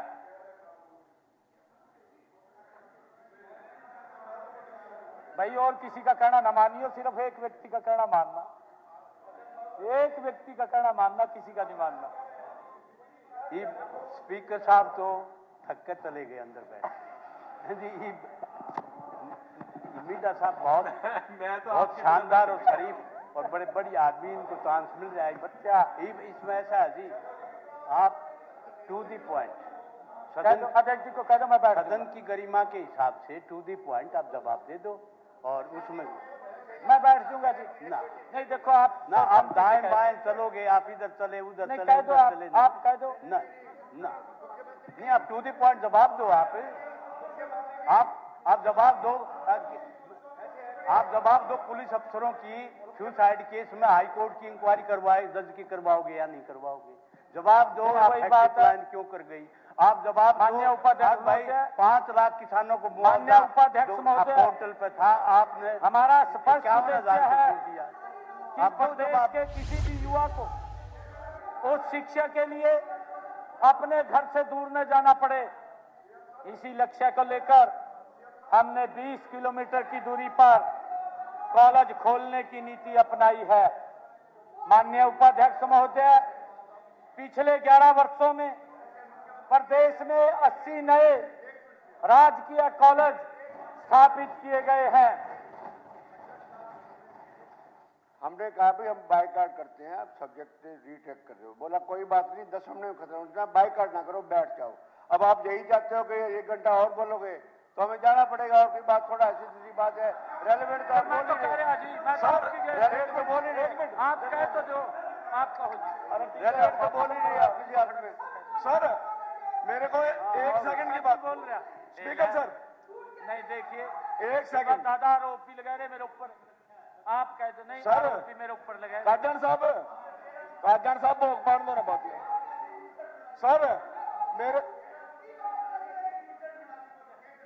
सर मेरे को एक चुटकुला याद आ गया। वो कपिल शर्मा शो में कह रहे जी आपने प्लीज बोला, करना मन तो नहीं बोला।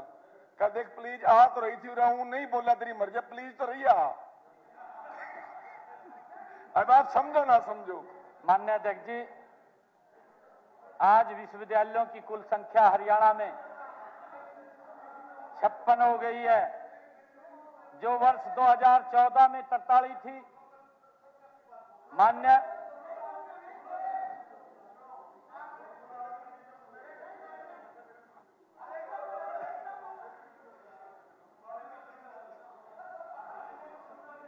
कुरुक्षेत्र का आपने सुननी पड़ेगी। मैं सच बोलता हूं, देखो मेरी बात सुनो जी। आप ना कल कह रहे थे हमारे मंत्री जी बीमा ना मुआवजा दे दिया सन का। ये देख सारा नहीं उन्हें लिखत में दिया, पूरे किसान ना हमारा कोई मुआवजा नहीं आया। सुनो 1 मिनट जी। अच्छा दूसरा, ये जो किसान इनका बेचारा का इनका बीच में जोड़ दो जॉनसन के जवाब। विधायक जी, आप बढ़िया काम करे करो। विधायक जी नहीं, अरे विधायक जी, माननीय उपाध्यक्ष महोदय, ये किसी की लेटर पैड पर लिखवा कर ले आया, आप देख लो आप लेटर पैड पर लिखवा ले आए किसी की।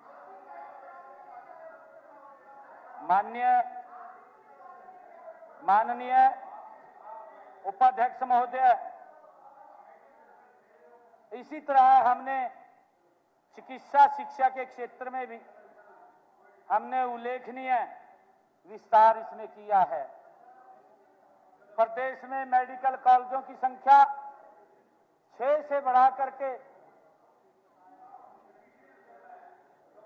आज जी आप सभी एक दूसरे की सुना लो जी, धुंध का टाइम हो गया, अपना यही रुका। आप इनकी भी सुन लो जी। आप खड़े होकर कह दो ना जी, सारे कह रहे आप नो, आप खड़े होकर कह दो, जी आप इधर कहो ना जी, ना इधर कहो, यहाँ कहो, ना इनको कहो, ये कहें, फिर आरोप लगाते हैं भी, आरोप ना लगाएं और कहते भी वोटिंग करा दो, मैं ये ले कर दूंगा, नहीं ये कहे ना, ये कहे। हरियाणा प्रदेश में एक आदमी एफिडेविट दे दे कि मेरी ट्रॉली धान की माननीय अध्यक्ष उपाध्यक्ष महोदय, बिकिनी लूट खसूट हुई हमने पूरी चिकित्सा शिक्षा के कमाल क्षेत्र कर दिया में यार। मैं बता रहा हूँ जी, उल्लेखनीय विस्तार हुआ है। एक किसान प्रदेश में मेडिकल कॉलेजों की संख्या हमने 6 से बढ़ा करके 17 की है। एमबीबीएस की सीटें माननीय उपाध्यक्ष महोदय, इनके समय में 700 थी और ये बात कर रहे थे, आज सुबह भी हमारी मंत्रीगण जवाब दे रही थी। हमने मात्र 11 वर्षों में हरियाणा में 2435 हमने एमबीबीएस की सीटें बढ़ा दी हैं और यह विस्तार प्रदेश के युवाओं को गुणवत्तापूर्ण चिकित्सा शिक्षा उपलब्ध कराने की दिशा में एक बड़ा कदम है। माननीय उपाध्यक्ष महोदय, तकनीकी और व्यवसायिक शिक्षा के बिना आधुनिक अर्थव्यवस्था की कल्पना संभव नहीं है। इसी सोच के साथ हमने 15 नए सरकारी बहुतकनीक संस्थान खोले हैं। 2014 में इनकी संख्या 28 थी, जो बढ़कर के 43 हो गई है। इन संस्थानों में प्रवेश क्षमता भी 11,985 से बढ़कर के 16,434 हो गई है। यह सीधे सीधे युवाओं के रोजगार और आत्मनिर्भरता से जुड़ा हुआ विषय है। माननीय उपाध्यक्ष महोदय, अविश्वास प्रस्ताव में एक शब्द और डाला गया। माननीय उपाध्यक्ष महोदय, असमानता। माननीय उपाध्यक्ष महोदय, लिख तो दिया असमानता, एक भी शब्द कोई बोलिया नहीं, ना दादा बोले, कोई भी नहीं बोलिया, एक भी असमानता के ऊपर कोई शब्द नहीं बोलिया, पर लिख दिया।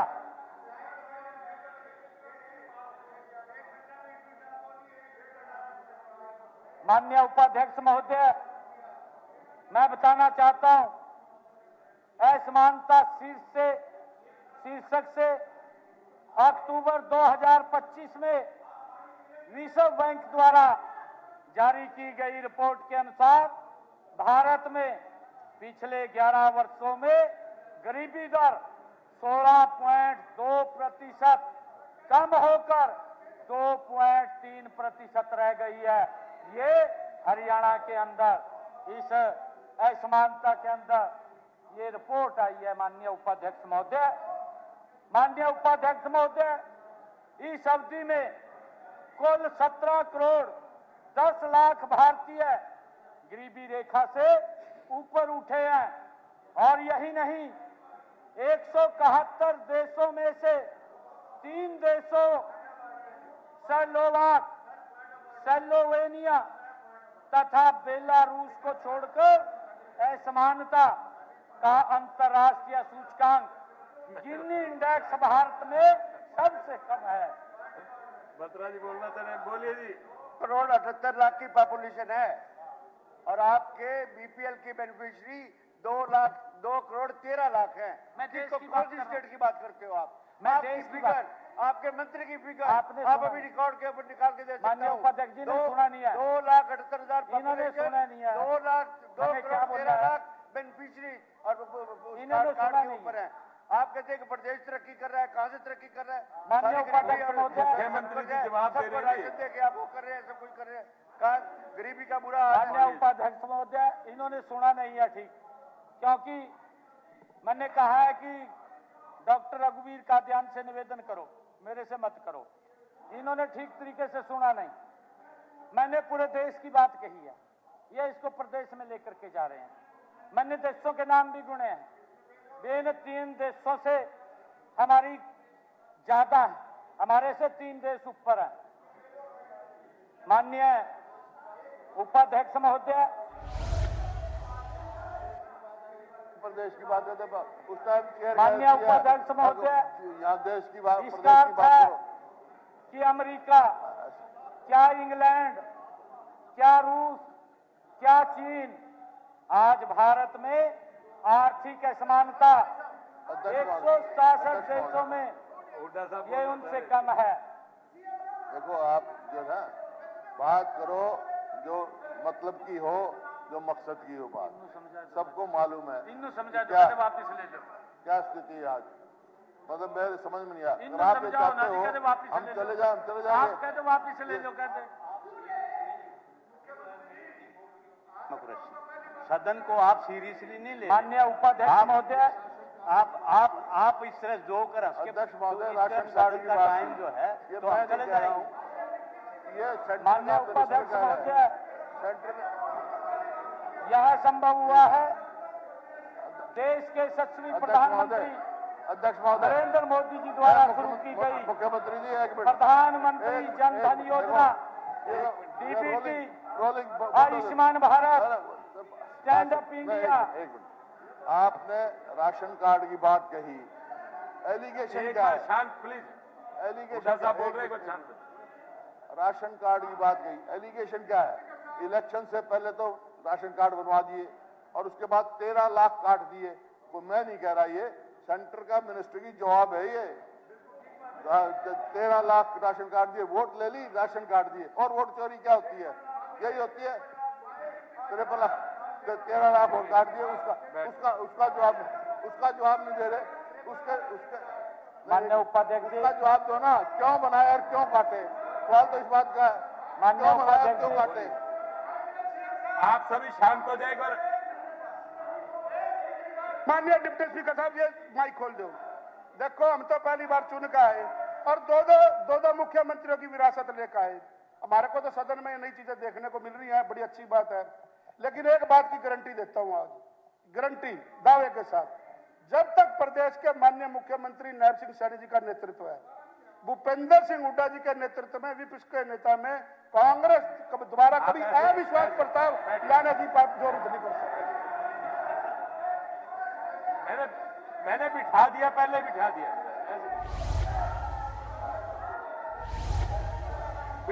जी, बिठा दिया मैंने, तुरंत रोक दिया जी, रोक दिया।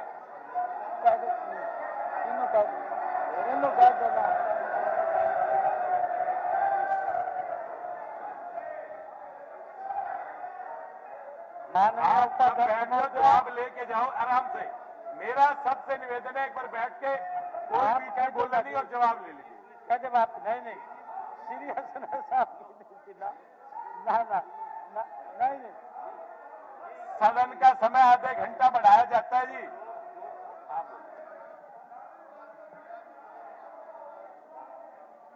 मेरा सभी साथियों से निवेदन, कृपया करके शांत बैठे और मुख्यमंत्री जी आदरणीय नरेंद्र मोदी जी की एक बात जो सुन लो, नीति योजनाएं हैं, एक मिनट में कह रहा हूँ, प्रधानमंत्री जन धन योजना, एक मिनट सुन लो, DBT, मैं जा रहा हूँ। आयुष्मान एक मिनट भारत। सुन लो, एक मिनट सुन लो।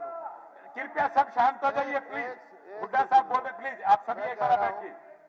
हुड्डा साहब बोल रहे। सारा हरियाणा हर वर्ग परेशान है, तो उसका तो जवाब दे नहीं रहे। मैं तो एक बात कहने पे मजबूर हूँ, पत्ता पत्ता जख्म है, दाल दाल दर्द है। ए चमन, तेरा माली कौन है? यहाँ है या दिल्ली है? एक फूल 2 माली हो गए। चलो, वोट चोरी का शोर बेकार है। माननीय उपाध्यक्ष जी, वोट चोरी का शोर बेकार है। जनता के हक बरकरार है। हार का रोना बंद करो, लोकतंत्र का मान करो। मैं आज आपको कहना चाहता हूं, माननीय उपाध्यक्ष महोदय, माननीय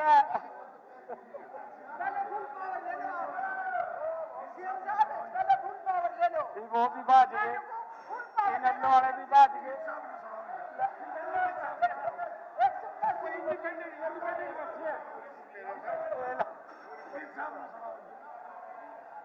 कहाँ चले?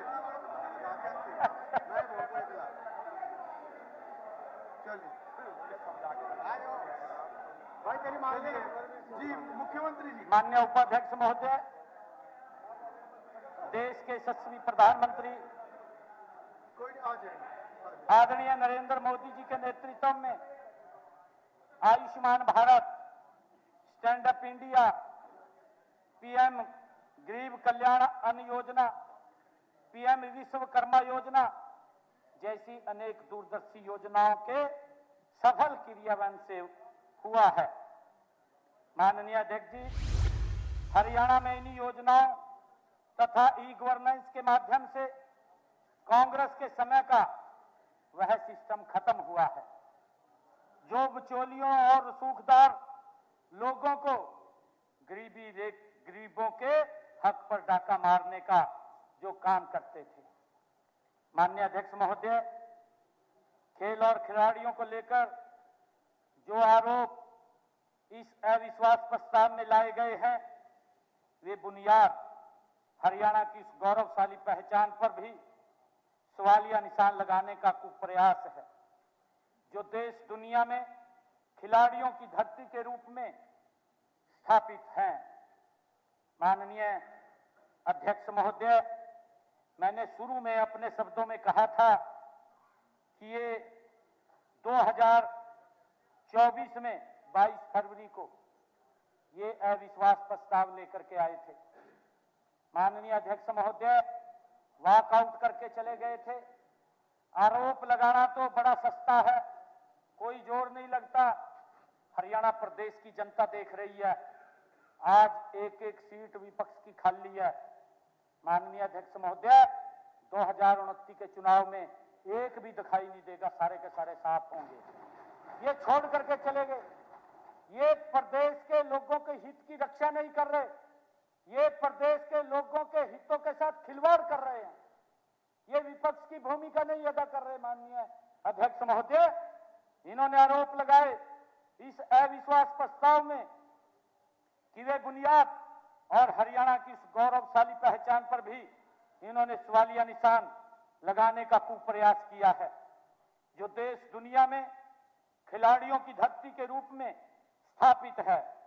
माननीय अध्यक्ष जी, हमारी सरकार खिलाड़ियों के सम्मान, सुरक्षा और सुविधाओं को लेकर पूरी तरह से संवेदनशील और प्रतिबद्ध है।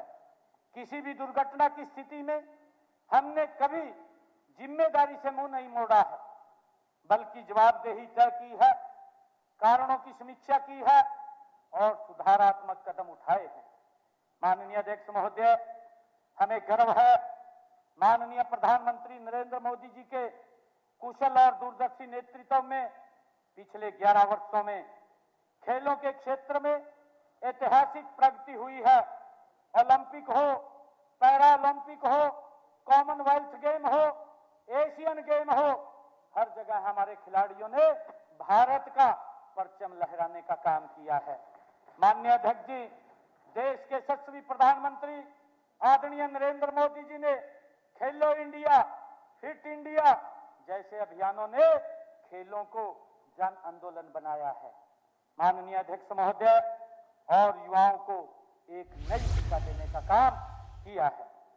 माननीय अध्यक्ष महोदय, हमने पूरे राज्य में खेल सुविधाओं के व्यापक विकास का बीड़ा भी उठाया है। पिछले 11 वर्षों में खेल अवसंरचना पर हमने 989 करोड़ रुपया खर्च किए हैं। माननीय अध्यक्ष जी, खेल विभाग के बजट को हमने 2 गुना किया है, 2 गुना से भी अधिक बढ़ाया है। माननीय अध्यक्ष महोदय, जहां 2014-15 में यह 275 करोड़ रुपए था, हमने 2 गुना से भी अधिक इसको करके 590 करोड़ रुपए का प्रावधान इसके अंदर किया है। माननीय अध्यक्ष महोदय, आज हरियाणा में 3 राज्य स्तरीय खेल परिसर, 21 जिला स्तरीय खेल स्टेडियम, 25 उपमंडल स्तरीय स्टेडियम, 163 राजीव गांधी ग्रामीण खेल परिसर, 245 ग्रामीण स्टेडियम, 382 इंडोर जिम गांव-गांव तक फैला है। इसके अतिरिक्त 10 swimming pool, 11 synthetic athletics track, 14 hockey astro track, 2 football synthetic और 9 बहुउद्देशीय हॉल भी विकसित किए गए हैं। माननीय अध्यक्ष जी, वर्ष 2022 में खेल विश्वविद्यालय की स्थापना भी हमारी सरकार की दूरदृष्टि का ही परिणाम है।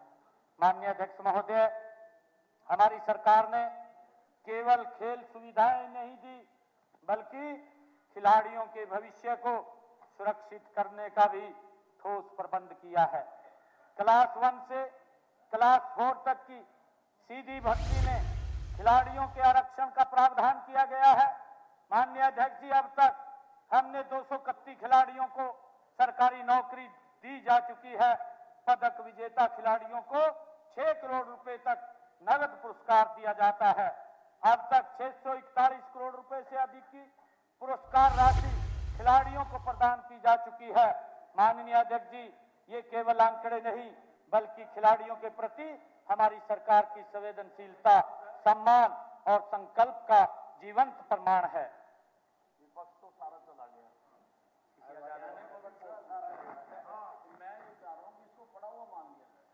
प्रदेश की जनता भी सुन रही है।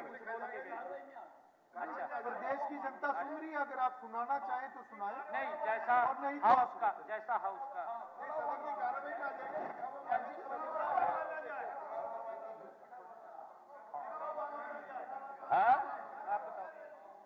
अध्यक्ष महोदय, ये चाहूंगा कि जो है विश्वास प्रस्ताव कांग्रेस लेके आई और इस पर माननीय सदन के सदस्यों ने और माननीय मुख्यमंत्री जी ने अपना जवाब दिया है। मैं चाहता हूं कि सर्वसम्मति से इस अविश्वास प्रस्ताव को रिजेक्ट किया जाए, सर्वसम्मति से रिजेक्ट किया जाए। धन्यवाद। सदन छोड़कर भागे। जी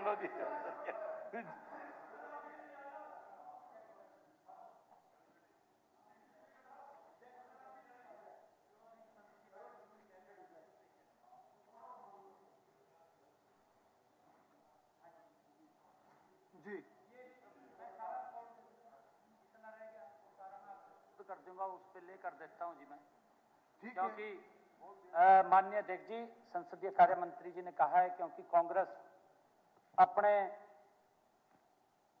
दायित्व से भागी है और वो अविश्वास प्रस्ताव लेकर के इस महान सदन को गुमराह करने के लिए और प्रदेश की 2 करोड़ 80 लाख जनता को गुमराह करने के लिए अपनी स्वार्थ सिद्धि के लिए माननीय अध्यक्ष जी अविश्वास प्रस्ताव लेकर के आए हैं।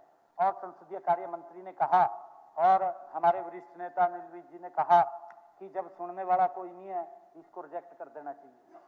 माननीय अध्यक्ष जी, ये हाउस का फैसला है और जो आप अंतिम फैसला आपका है माननीय अध्यक्ष जी, क्योंकि जो मेरे पास कागज है इन्होंने कई विषय उठाए थे वो मैं सारे ले कर देता हूँ।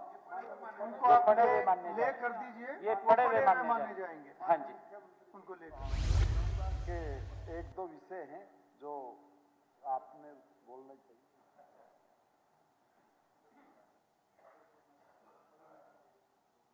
इनको पढ़ देता हूं माननीय अध्यक्ष जी।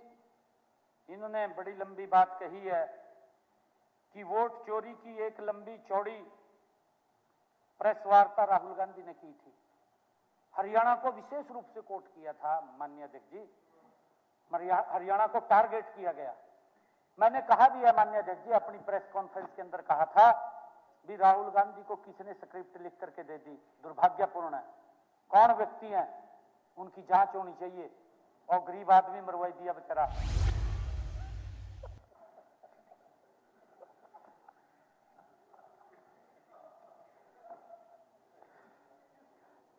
माननीय अध्यक्ष जी, लेकिन आपको वोट चोरी की एक सबसे मजेदार बात बताता हूं।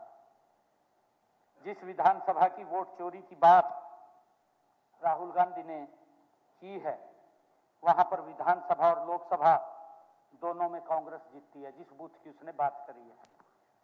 माननीय अध्यक्ष जी, राहुल गांधी की प्रेस में कहा कि 2 बूथों पर 223 वोट एक ही फोटो से बनाए गए।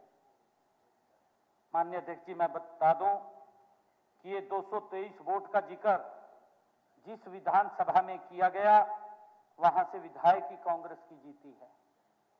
माननीय अध्यक्ष जी, वो विधानसभा मुलाना, अनुभाग डकौला और विधायक पूजा रानी, जिन 2 बूथों का माननीय अध्यक्ष जी जिक्र किया गया, वहां से लोकसभा सांसद भी कांग्रेस का ही जीता है। माननीय अध्यक्ष जी, लोकसभा अंबाला सांसद वरुण मुलाना। माननीय अध्यक्ष जी, अब मुझे ये समझ नहीं आता कि राहुल गांधी को ये फर्जी स्क्रिप्ट कौन लिख करके देता है। मुझे लगता है कि राहुल गांधी को ये फर्जी स्क्रिप्ट देने वालों पर भी जरूर ध्यान देना चाहिए। वो तो बाजी उठ का माननीय अध्यक्ष जी, अंतिम फैसला आपका है। जैसा संसदीय कार्य मंत्री की तरफ से विषय आया है, जो बाकी का जो बचा हुआ है वो स्पीच मुख्यमंत्री जी का वो पढ़ा हुआ माना जाएगा, वो रिकॉर्ड में आ जाएगा। अब मैं प्रस्ताव को सदन में मतदान के लिए रखता हूं। नहीं, वो प्रक्रिया पूरी होती है, प्रक्रिया पूरी होती है। प्रश्न है कि हम श्री नायब सिंह मुख्यमंत्री के नेतृत्व वाले हरियाणा मंत्रिमंडल में अविश्वास व्यक्त करते हुए प्रस्ताव प्रस्तुत करते हैं। इस प्रस्ताव के पक्ष में हैं कृपया हाँ कहें, जो इस प्रस्ताव के विपक्ष में है वो कृपया ना कहें। ना पक्ष की जीत हुई, ना पक्ष की जीत हुई। प्रस्ताव सर्वसम्मति से अस्वीकृत हुआ।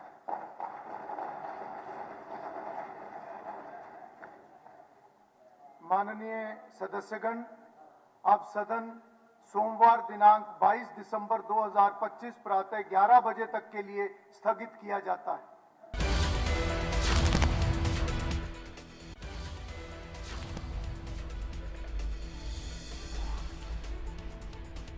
तो कांग्रेस का अविश्वास प्रस्ताव रिजेक्ट कर दिया गया है। ये बड़ी खबर आप तक पहुंचा रहे हैं। आज अविश्वास प्रस्ताव पर एक लंबी चर्चा आपने देखा कि चली, विधानसभा की कार्यवाही को अब स्थगित